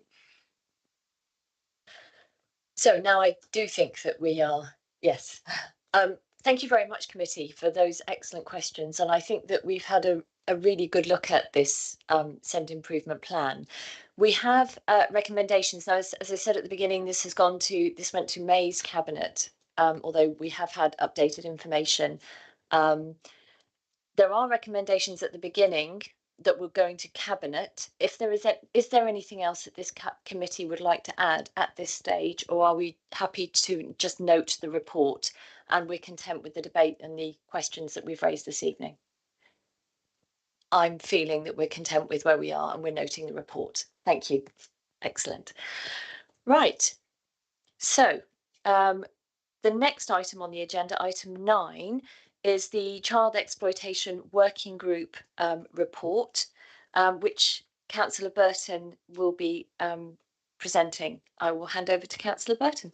Yeah, thank you very much, Chair. Now, it's a slightly strange situation because I'm actually presenting this report in my former role as the chair of this meeting. So I'm not presenting as a portfolio holder as it was, because of course when this happened I wasn't. It's a report that's taken a little while to get here. So to give you a bit of context, back in June 22, the Children's OS Committee received a report and update about child exploitation. To set a bit more context, this matter has been discussed several times over the preceding year, and one particular councillor at the time, Councillor Cooper from the Conservative group, had always been an advocate of the committee to do work in this area, especially in relationship to knife crime. So the committee decided to set up a working group to investigate the issue around the problem. We met, and the members of the committee is there on the paper. We met on 3 occasions over a 6-month period from November 22 to April 23. And we had hopes of feedback to the committee early in the new council year. There's a vast area of work for this committee does, and I think we can see that tonight, and what work they involve themselves with. And of course, you have to pick and choose what areas. But unfortunately, the child exploitation and knife crime has only just found its space on the agenda. So it's now my time to just give you a little bit of feedback. So the working group, just to the people who attended as councillors are there. There's a list of other people who attended to give evidence to the working group, and it was a good mixture, and some very, very interesting people came along, including the Police and Crime Commissioner and the Chief Inspector, and officers from the council to give us information. And it was quite an informal meeting, working groups are, and we was able to ask lots of questions and get lots of information. We agreed that this is a very complex area, and this is why there's a multi-agency response. Child exploitation is the root cause of knife crime, both directly and indirectly. There's a criminal business network whose business model relies on finding and targeting vulnerable young people to involve themselves in the low end of their business and the high risk areas. And this is what these criminals do, is they actually use that as their business model. We heard about the toolkit that's being used to identify those who are most likely be at risk of this exploitation, and the work that's being done to identify these people. You can't stereotype those who are targeted. Children and young people from all areas do get targeted. However, those who are excluded from school, children in care and care experienced young people are routinely targeted, as well as vulnerable adults. The police are also involved in this area, but they focus on disrupting the management and logistics of the criminals involved. This is the so-called county lines operations. County lines is not a sort of quite a blunt term that a lot of people don't understand, but the county lines is basically the phone networks that are being used. They don't have to be across counties. They can actually be run within the local area. They can be run from large distances. Therefore, the term can actually narrow down people's understanding. Within the education system, work is being done to enable young people to notice when this is happening to them or members of their friendship group, and what children and young people can do in those situations. One knock-on effect of these activities, it adds the perception of being unsafe for a lot of children and young people, and therefore carrying weapons they think makes them safer, where we know it doesn't. And the news and the publicity around this actually doesn't help the situation. Not a new problem. I mean, the carrying of certain knives was actually banned in 1959. That's when the first act about carrying weapons was actually put on the statute. So it's something which has been happening for a long time. The members of Youth Parliament were highlighted as a valuable resource regarding investigating what was done at school, particularly in PSHE, and how that is being used to teach children and young people about the awareness of exploitation and their within their peer groups.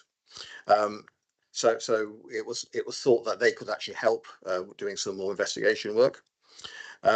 So as I said, child exploitation is not new. It's not a new risk. However, the way that criminal exploitation is happening has made it a lot more notice and a lot more of an issue. Really, it is for the committee now to decide what they want to do and how you want to move forward with any such work. Thank you, Joe.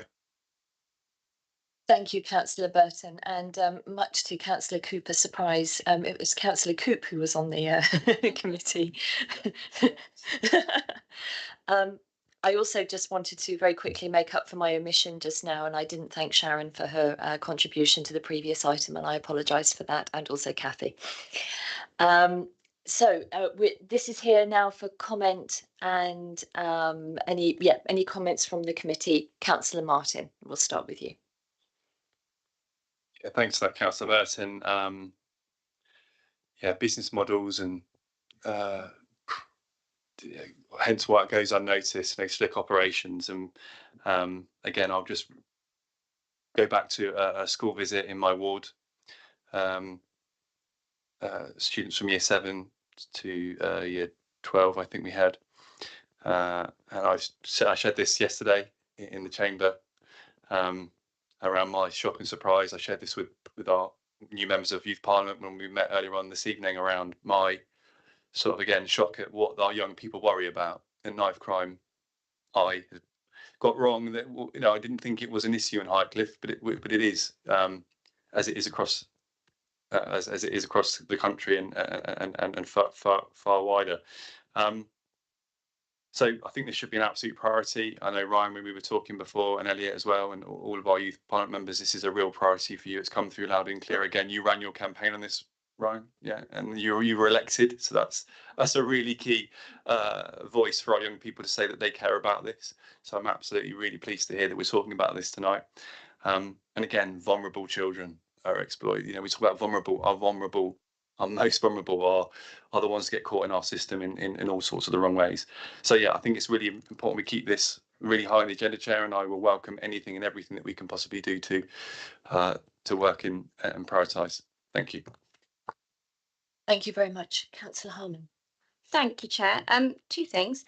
Firstly, I think it's fantastic that we are looking at a report that came from a working group, because I think you mentioned at the beginning, Chair, about how important scrutiny is and our roles as councillors to be able to do this. And I have been a little bit frustrated over the last year that we haven't used more ways to scrutinise properly and all the tools that we have in our toolkit to do the job we've been elected to do.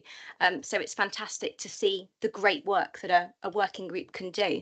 So the first thing I wanted to say is, please, can we do more of this sort of thing and find different ways to scrutinise, not just in these meetings?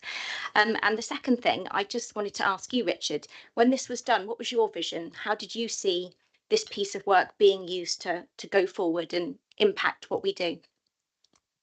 Well,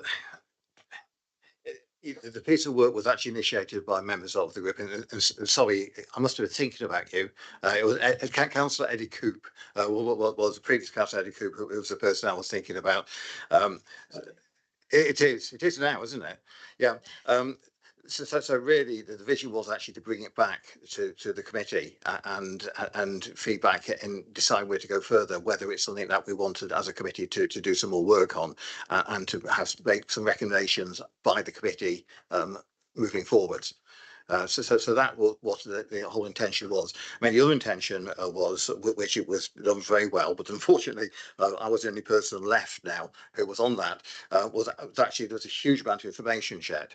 And that, you know, we all think we know quite a lot of things, but we had some experts in the room who told us actually what was happening and also the subtleties about what's happening and the reasons for it and ways that they were trying to stop it happening. It's a complex issue. People think it's a simple issue, but it really, really isn't. So that was another important thing, to get that feedback from people who really knew what they were talking about. So I'm just going to go to this side of the room first, and then I will return. Ryan, I believe you had a contribution. Thank you, Chair. So my campaign was based primarily on the prevention of knife crime, with the help of Elliot as well. And I think we're both very keen to be involved in any actions going forward. I think, as it says there, that we could be used as a valuable resource in you know, connecting with a younger audience. And as I said, we're here to project the youth. We're here to you know, I mean, to remind everyone that we're here to represent the youth as a whole. And I think we really want to get involved in anything you guys have planned. Thank you. Thank you very much. And Councillor Cooper. Thanks for that. I've got your name again because I'm going a bit senile. What's your name again? Ryan. Thank you, Ryan. I couldn't believe, I really support everything. And I suppose the first thing I would want to say is that you become an integral and equal part of the process of any new consultation group or child exploitation group that starts, and we work out how we can manage that and fund that and take that right across the conurbation. So at the height of this, there should be young people's voice being managed by experienced youth workers. So there's two things there. We haven't got many experienced youth workers left. So to help tackle child exploitation, we need to look, I said this in the chamber last night, to start kicking off about re-employing youth workers and finding the money to do that, because this situation will just get worse. In terms of child exploitation, there's a really good book called Subculture, The Meaning of Style by a guy called Dick Hebdige. It's only about this thick. You probably know it. And it looks at the commodification of youth under post-capitalist economies. And when anything becomes a commodity, so the pop culture, the fashion culture, all these differences, exploitation, many different ways comes in. So the exploitation of children and young people under an advanced economic system is really getting quite dodgy. There's all kinds of people that are in there trying to exploit you. Plus, within each culture and each little subculture, and there are lots of it, young people, you've heard of postcodism, I take it. That was the word in the 80s and 90s. In other words, it became that young people were becoming in fear of each other. At the moment, knives are the key trick, if you like. It brings a lot of kudos with it. It used to be sticks, it used to be guns in the 50s. Young people were carrying guns. So that will always be with us. And I think we need to look at, in any form of child exploitation focus group, the root causes of it. Young people living in fear in communities. Why is that? Young people not feeling safe to the places they go. Why is that? Who are the adults who can prey on young people? And how do our structures in communities enable that to happen? How are the police informed? Have they got key workers who are focusing on this? What about our care workers? It's always brushed under the carpet. I give credit to young people because always, in my experience with the youth parliament, and it's a long time, this has come up time and time again. And it proves that as adults, there's a small group of us that listen to you, but there is not enough. So I ask for commitment from what you were saying about more scrutiny in different vehicles. But yeah, it is shocking. Also, is the group was it disbanded, the child exploitation group? Because this is from 23, isn't it? The report.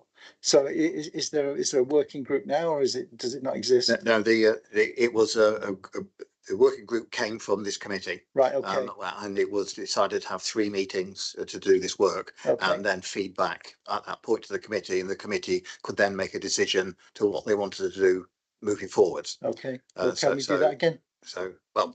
Can we do that again? I'll put forward that we do that again with the support of young people leading that, if that's possible. Sorry. That's me done. Councillor Rampton. Thanks, Chair. Well, Peter's shot my fox there because I was just about to say. Because you found out I was a Conservative. Behave. Yeah, we're sorry. I was a bit surprised that the Working Party hadn't met since April 2023, and that's a long time. That's well over a year ago now, isn't it? And the portfolio holder has said it's complex. Of course, it's complex. Back in the day, in Borough Pool days, and Peter was there, and he'll remember it. All the talk was around sexual exploitation, and it's kind of grown over the years, hasn't it? And now it's that cuckooing, it's that mate crime, it's that the knives, and of course the drugs. So it's absolutely something that we need to keep on. I'm speaking to on this committee, and I'm only a sub, but I just think it's something that this committee absolutely needs to keep on top of. And I would heartily second Peter's call for Working Party to be set up with the young people who are there on the ground, mixing with their pals every day, and have such knowledge that they can bring to the committee. So thank you. Thank you, Councillor Rampton. And I believe, yes, coming over to Councillor Brown. Thanks. I'd like to reiterate all of it as well. I'd especially like to, Dave and I have been into schools, we do our youth surgeries.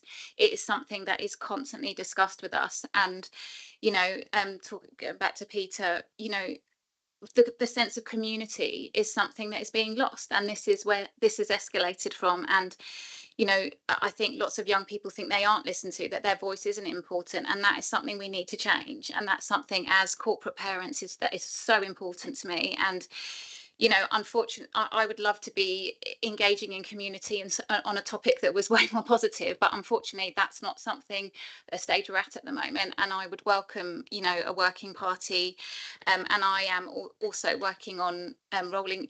We've almost done the pilot, haven't we, Dave, by going in and doing it? But actually, we feel that all councillors in all wards should be going into their secondary schools and telling these children their voice is important. And that we want to listen to them and we want them to feel included in our communities. And so I'd really welcome, work going forward on this, and, all forms of scrutiny to kind of be more in depth, and obviously for that youth voice to be a main focus of that. Thank you very much, Councillor Harman. Thank you. I can't remember where in the minutes, but I'm sure I read something about there being a report that was going to be created to go back to the previous committee. Did that ever happen? Because that would be obviously quite a useful document if we do decide to set up a working group in order to take this forward. I don't know if that was why you're here with your expertise, Richard, of the previous committee. Well, there were the minutes which have been circulated of those 3 meetings. So yes. Oh, Councillor Broadhead. Yes, thank you, Chair. Just one kind of final point for me as well. And I agree with all the other colleagues' comments in that this is not a problem that's going away. It's a problem that's getting worse. So the fact that we've done this working group, and I think it did a really good job at the time, and the report is really comprehensive. I would agree with the proposer and seconder that we should be committing to a new iteration of that in the future. I'd also agree that we need to put our young people front and centre of that, because as Councillor Rampton said, they've got more intel than we do, often in these type of things.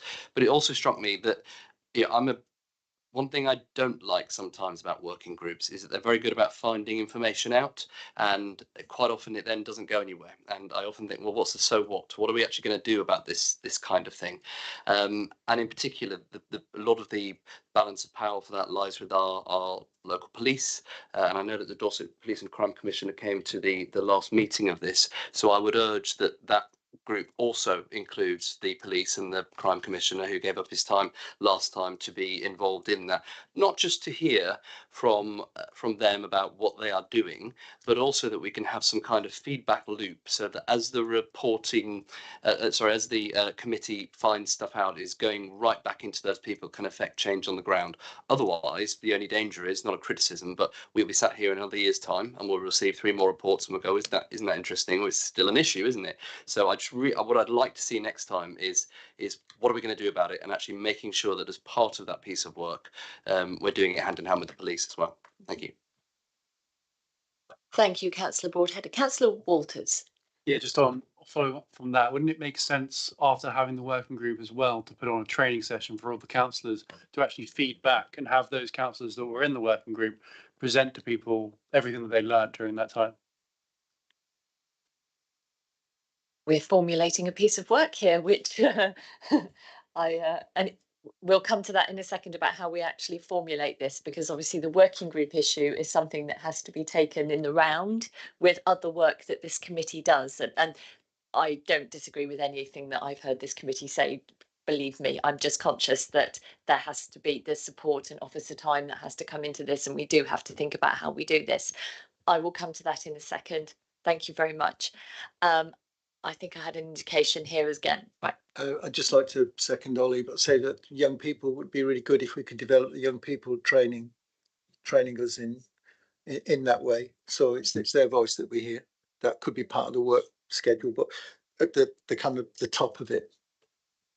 But we're developing a piece of work, and it needs a separate piece. It needs a separate group to do that.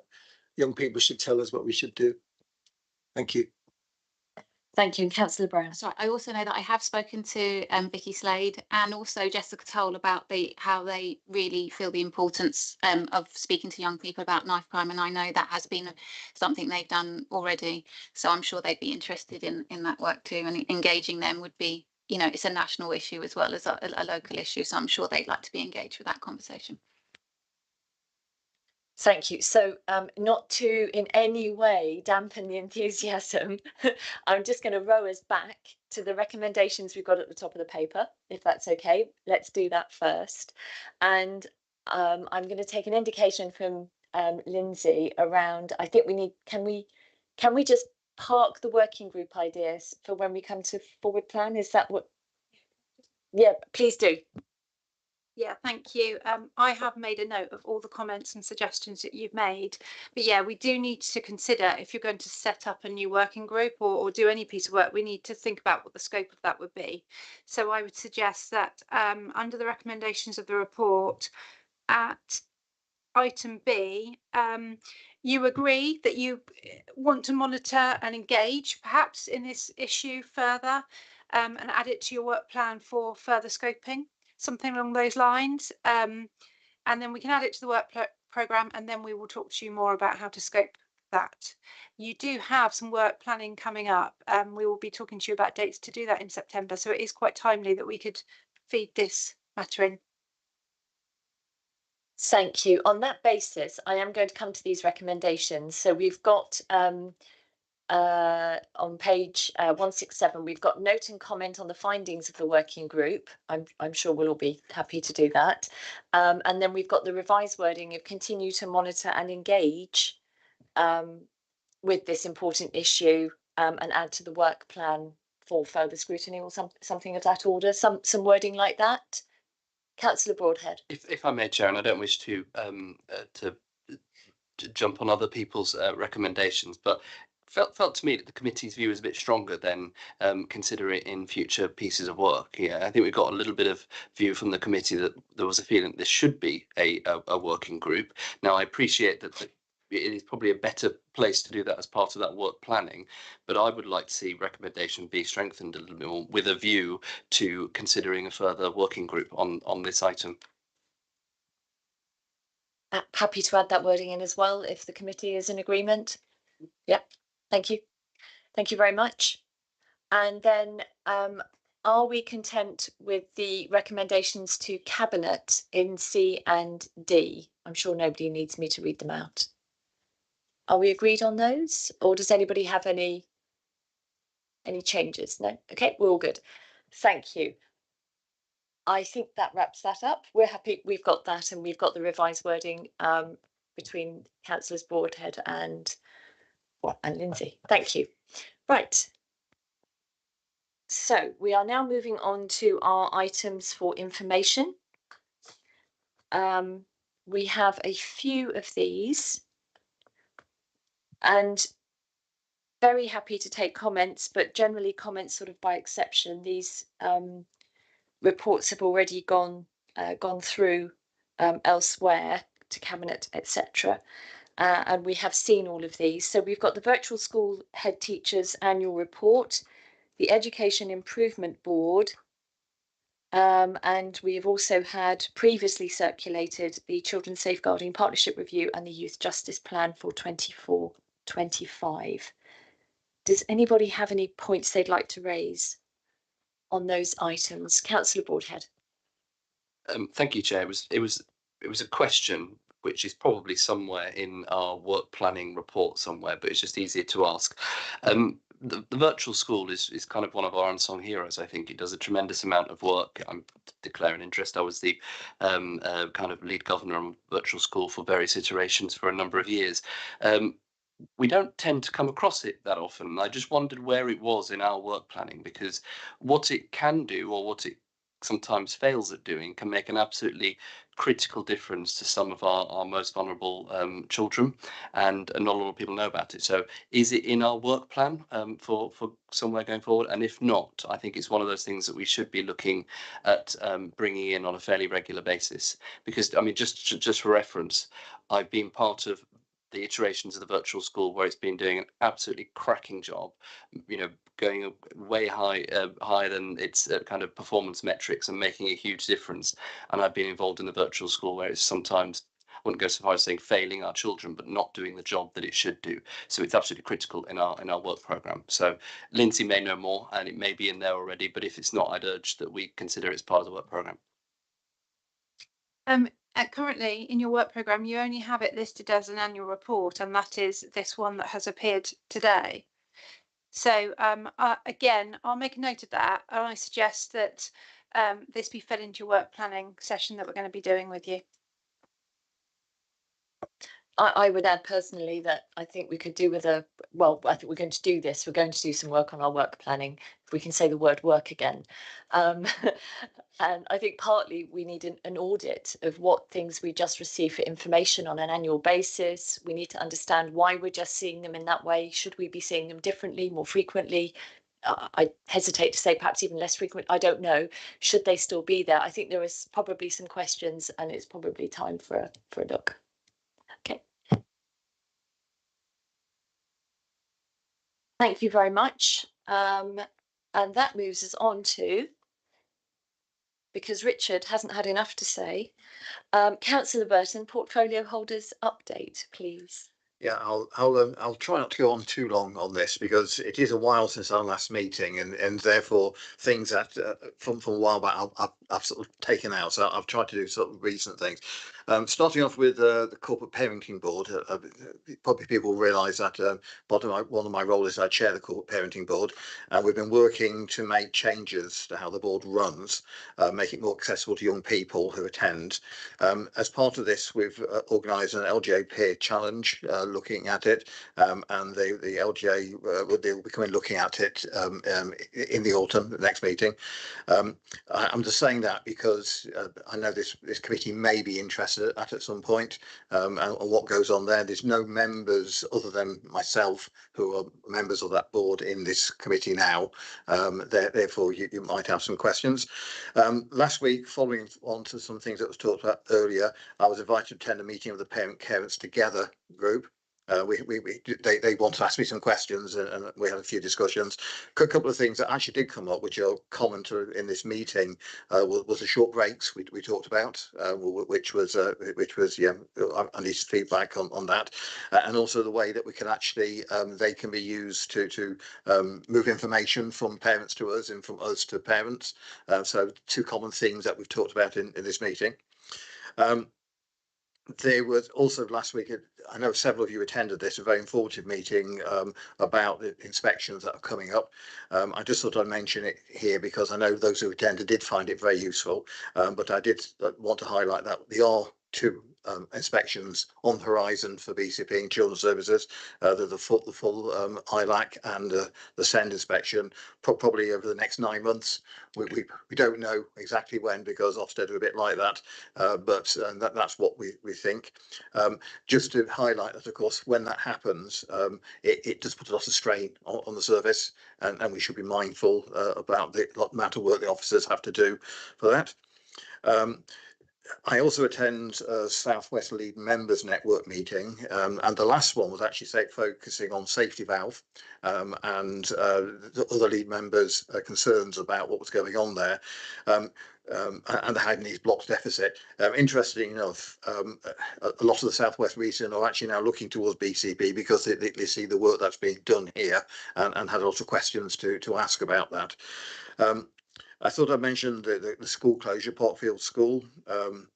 So this was an academy school so not run by BCP, so it's not directly under our responsibility. However, the BCP officers had worked hard to make sure that the children, young people that were attending there are being placed for the new year, and the current year 10s who've been moving to year 11s will be staying at the school, and so there's a lot of work being done by the officers to make sure that they get a good education when they're there. I must also thank there's many schools who've actually BCP schools who've actually helped out with this, taking children and young people into the schools, and also not being difficult about it and doing things like poaching and that sort of thing. They're actually looking at the the young people rather than the school. And so I would like to thank our officers for the work they did with that, because that's gone under the radar and a lot of work was done. One really positive event attended was the Early Help Partnership launch event, where over 100 people attended from a vast array of organisations. I'll send a link to the Early Help Partnership when I know, so you can access it. So you can have a look what it's all about. I went along, then got asked to speak, which I wasn't expecting. So, but one thing I did say is that you can tell an event is successful when people had to go and fetch more chairs into the room because there were so many people there. Met lots of organisations and charities who work in the early help areas and make a difference to young people, and it had a really good feeling about it. Just point out the Cabinet Forward Plan, there's a couple of children's services things coming up on that. Just remind everybody here in the room that you're all welcome to come to the Cabinet, particularly when there's a children's services item on.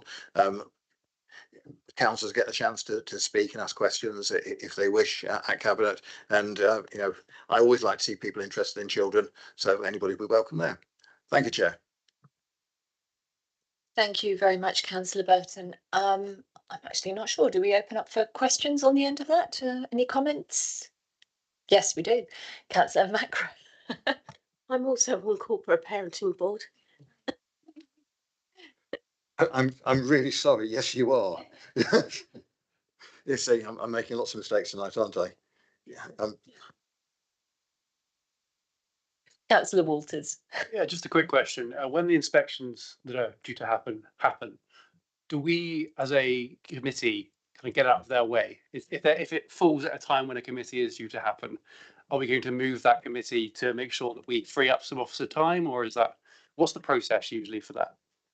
Yeah. If I can start the answer to that, I'm sure Kathy will finish. That they will they will watch this committee and recordings of this committee. They're interested in the work that is being done here. Absolutely, I would suggest we're business as usual, and where officers need to step out, we would try and place them with someone else, but usually we would just do business as usual. Thank you. Councillor Broadhead. Yeah, thank you, Chair. Not a question, but just two very brief observations. The first of which, I think this item should be further up in our agenda in future, because a number of the things the portfolio holder is up to can influence questions that we might ask later on. So it's just personal preference. I think I'd like to hear from the portfolio holder at the beginning rather than the end. But the second observation, and I'm going to try not to sound critical when I say this, because it's not meant to be critical. But I would like to hear more from the cabinet member in this committee, perhaps at the beginning of each item, and I'll tell you the reason why.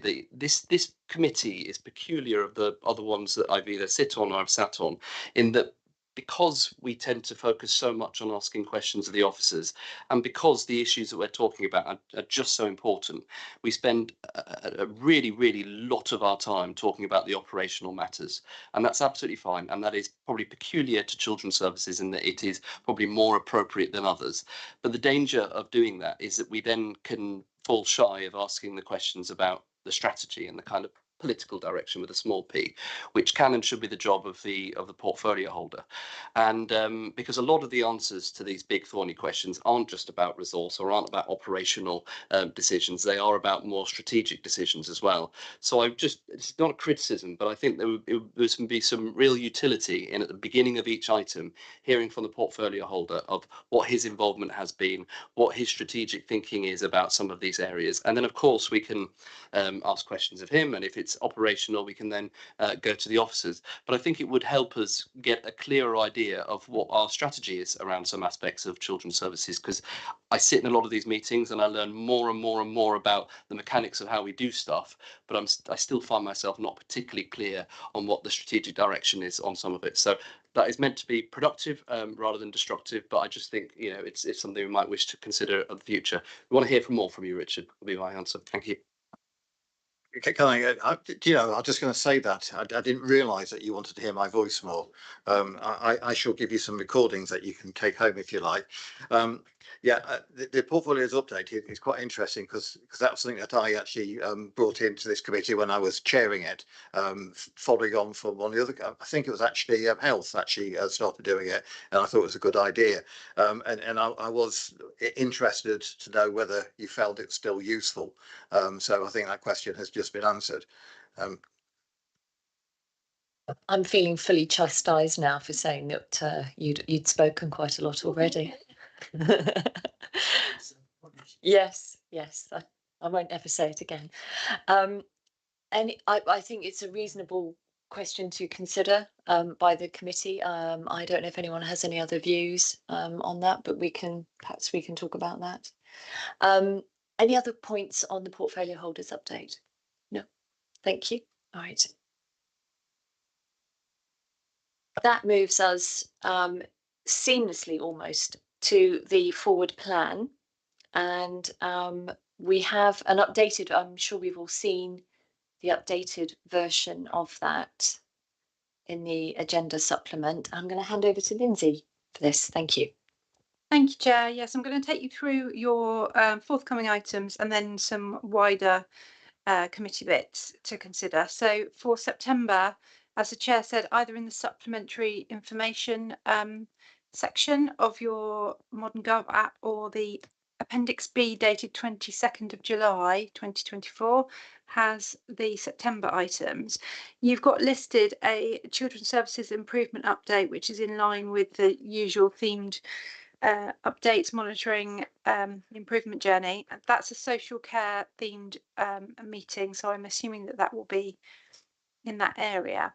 The environmental health service powers may be slightly confusing as a title because that does sit in another committee, but this was specifically a request from the committee to feedback around the quality of housing for our young people. So that's really a feedback report. The Children's Services budget item is part of a wider piece on the budget that is being rolled out to all ONS committees and all members for engagement sessions. Hopefully you'll have seen correspondence on that, but there is a plan to bring a budget directorate awareness session to each of the ONS committees in September. So this would be for the Children's Services Committee. And the aim of that item is for you to increase your awareness around the budget for this area, but then from there springboard into a specific working group for 1 to 2 meetings, short and sharp, over October, reporting back into November time, so that all ONS committees can have a role in engaging in the development of the budget this year. So that's slightly different from the usual process, which would see it all going through the ONS board. So we haven't really discussed the detail of that plan with you as a committee yet. We've been working with ONS chairs and exec members on it. So I would like your view that you support that item coming in September. And the other 2 items are suggested as information only reports, but they will be included on your agenda. So there are corporate monitoring KPIs. I believe that will be following the refresh of the corporate plan and the linked KPIs.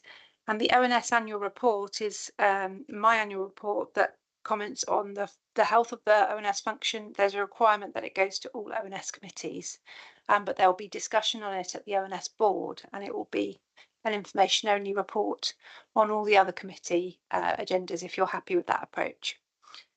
Can I pause there and just check that everyone's happy with those September items? Yeah, great. And we have mentioned throughout the meeting that there's an intention to do some work programming with you.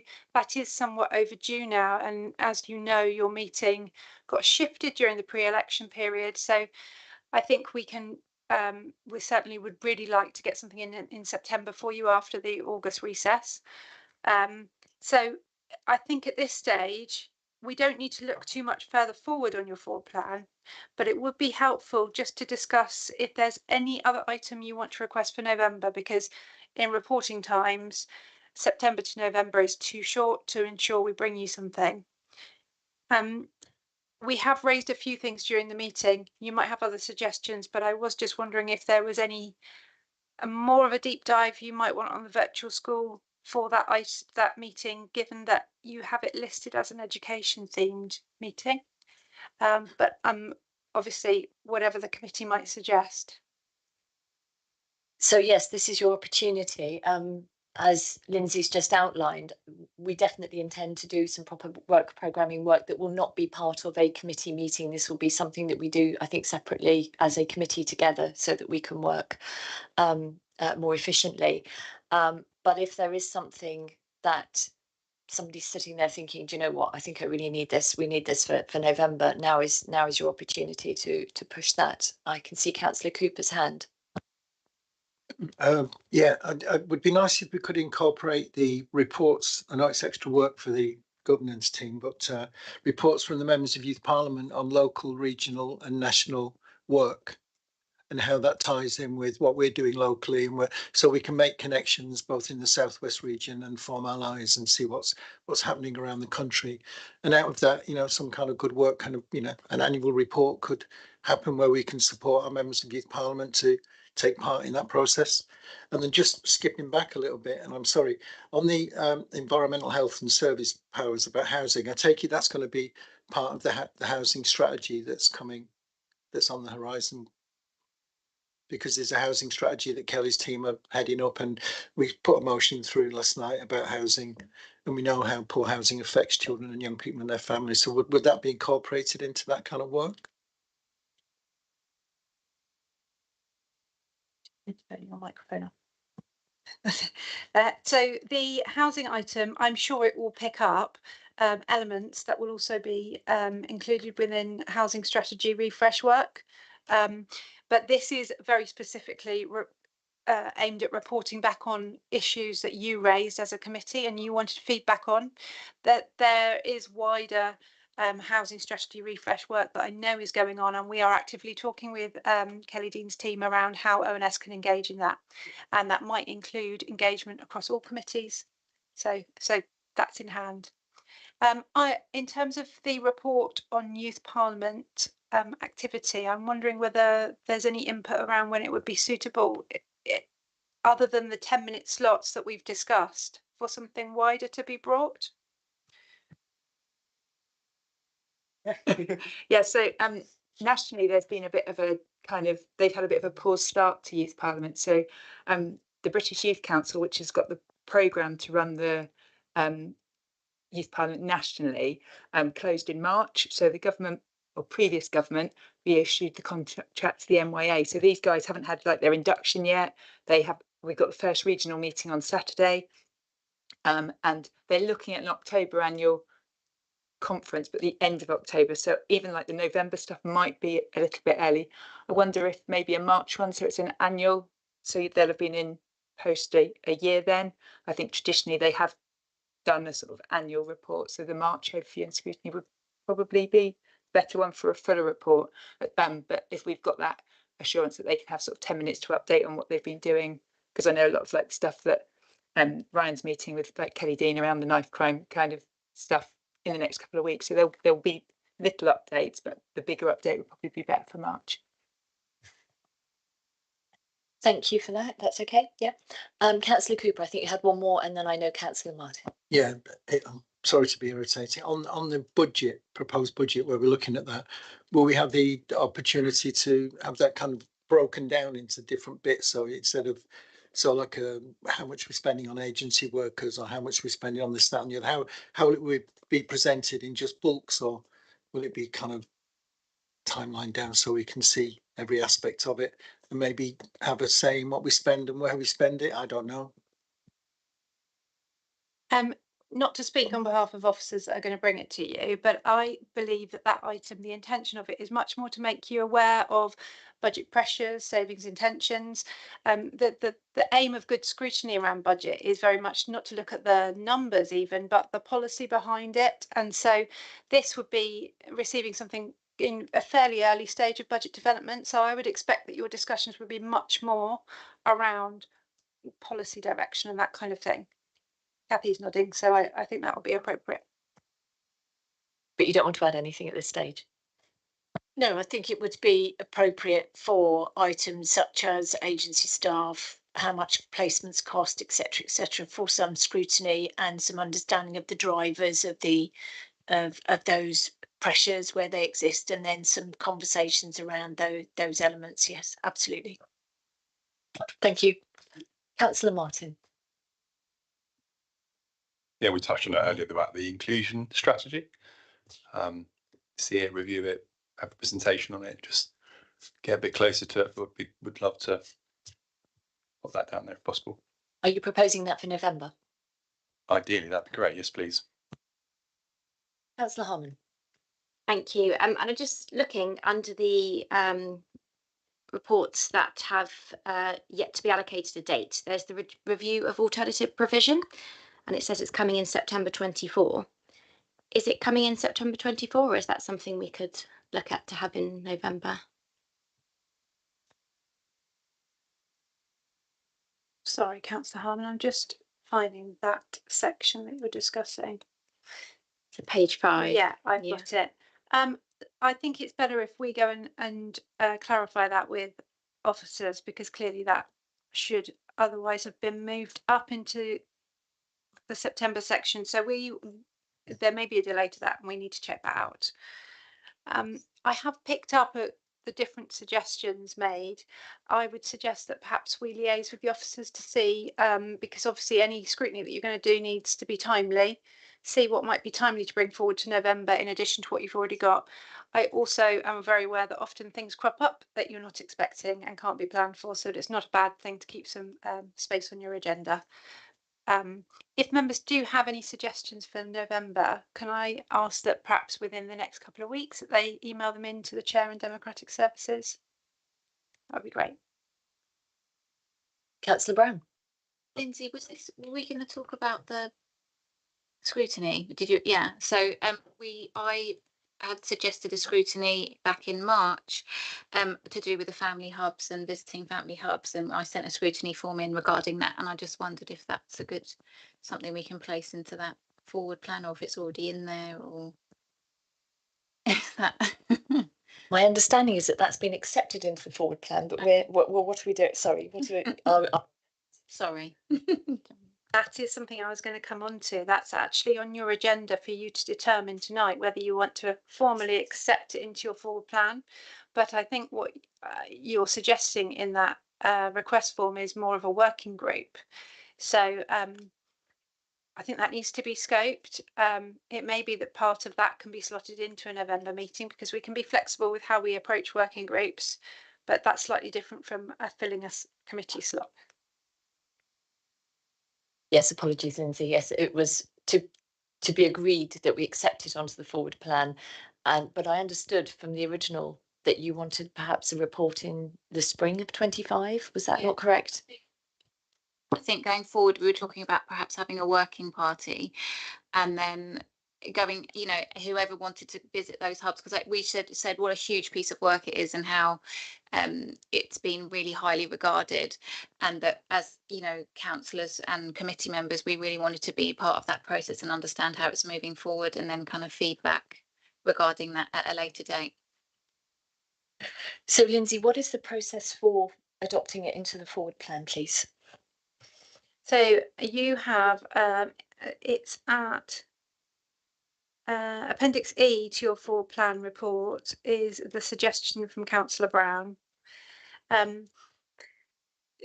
This follows a constitutional process, which is that when something is requested, we will publish it with the agenda, and you will consider whether you want it to join your forward plan. It's not about you necessarily deciding the full scope or the date for it, just that it needs to join your forward plan. Obviously, we've discussed that we're going into some work planning in September, so we'll be having a much wider discussion then anyway. But today, if you're happy with the content of the form from Councillor Brown, it's for you to decide if you wanted to join your forward plan. I'm aware that Kathy wants to come in, so if I may, thank you, Chair, and thank you, Councillor Brown. Family hubs are part of the whole of our early help strategy, and so just thinking about widening the experience of that whole agenda rather than, but it's obviously up to yourselves to consider that.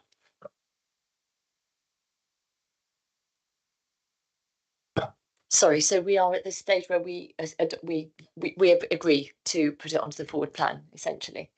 Is that something that we wish to agree to? I'm looking for, yep, thank you, right. Excellent, wonderful.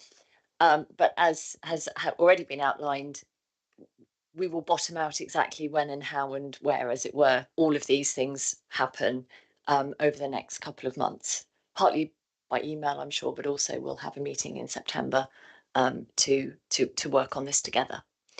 Thank you very much. Now, oh, I'm so sorry. Go ahead, Lindsay. Just to also flag that in line with the plan to do work planning with you in September, we have got a session in your diary with the LGA, 30th of July, 6 till 8 p.m. It's on Teams. So I'd really encourage you to join that if you can. I think the aim of that session, this is like an introductory session that they provide, is to talk to you about how you can, as a committee, support the children's services improvements that you're looking to support as a critical friend, and that will feed in really well to the work planning that you're going to do in September, because as ever, it's about finding areas where you can really add the value. So that session will take place in July, end of July. Work planning is planned for September, and then the LGA have offered further support to develop the committee. It's a support offer that is there when councils are in an improvement journey, and so I'd really encourage the committee to take up whatever support they are willing to offer us. Thank you. If there are no other comments at this stage, I believe that is the close of the meeting. Yes. Yes. Thank you very much, everybody. Thank you, Sharon. Good job.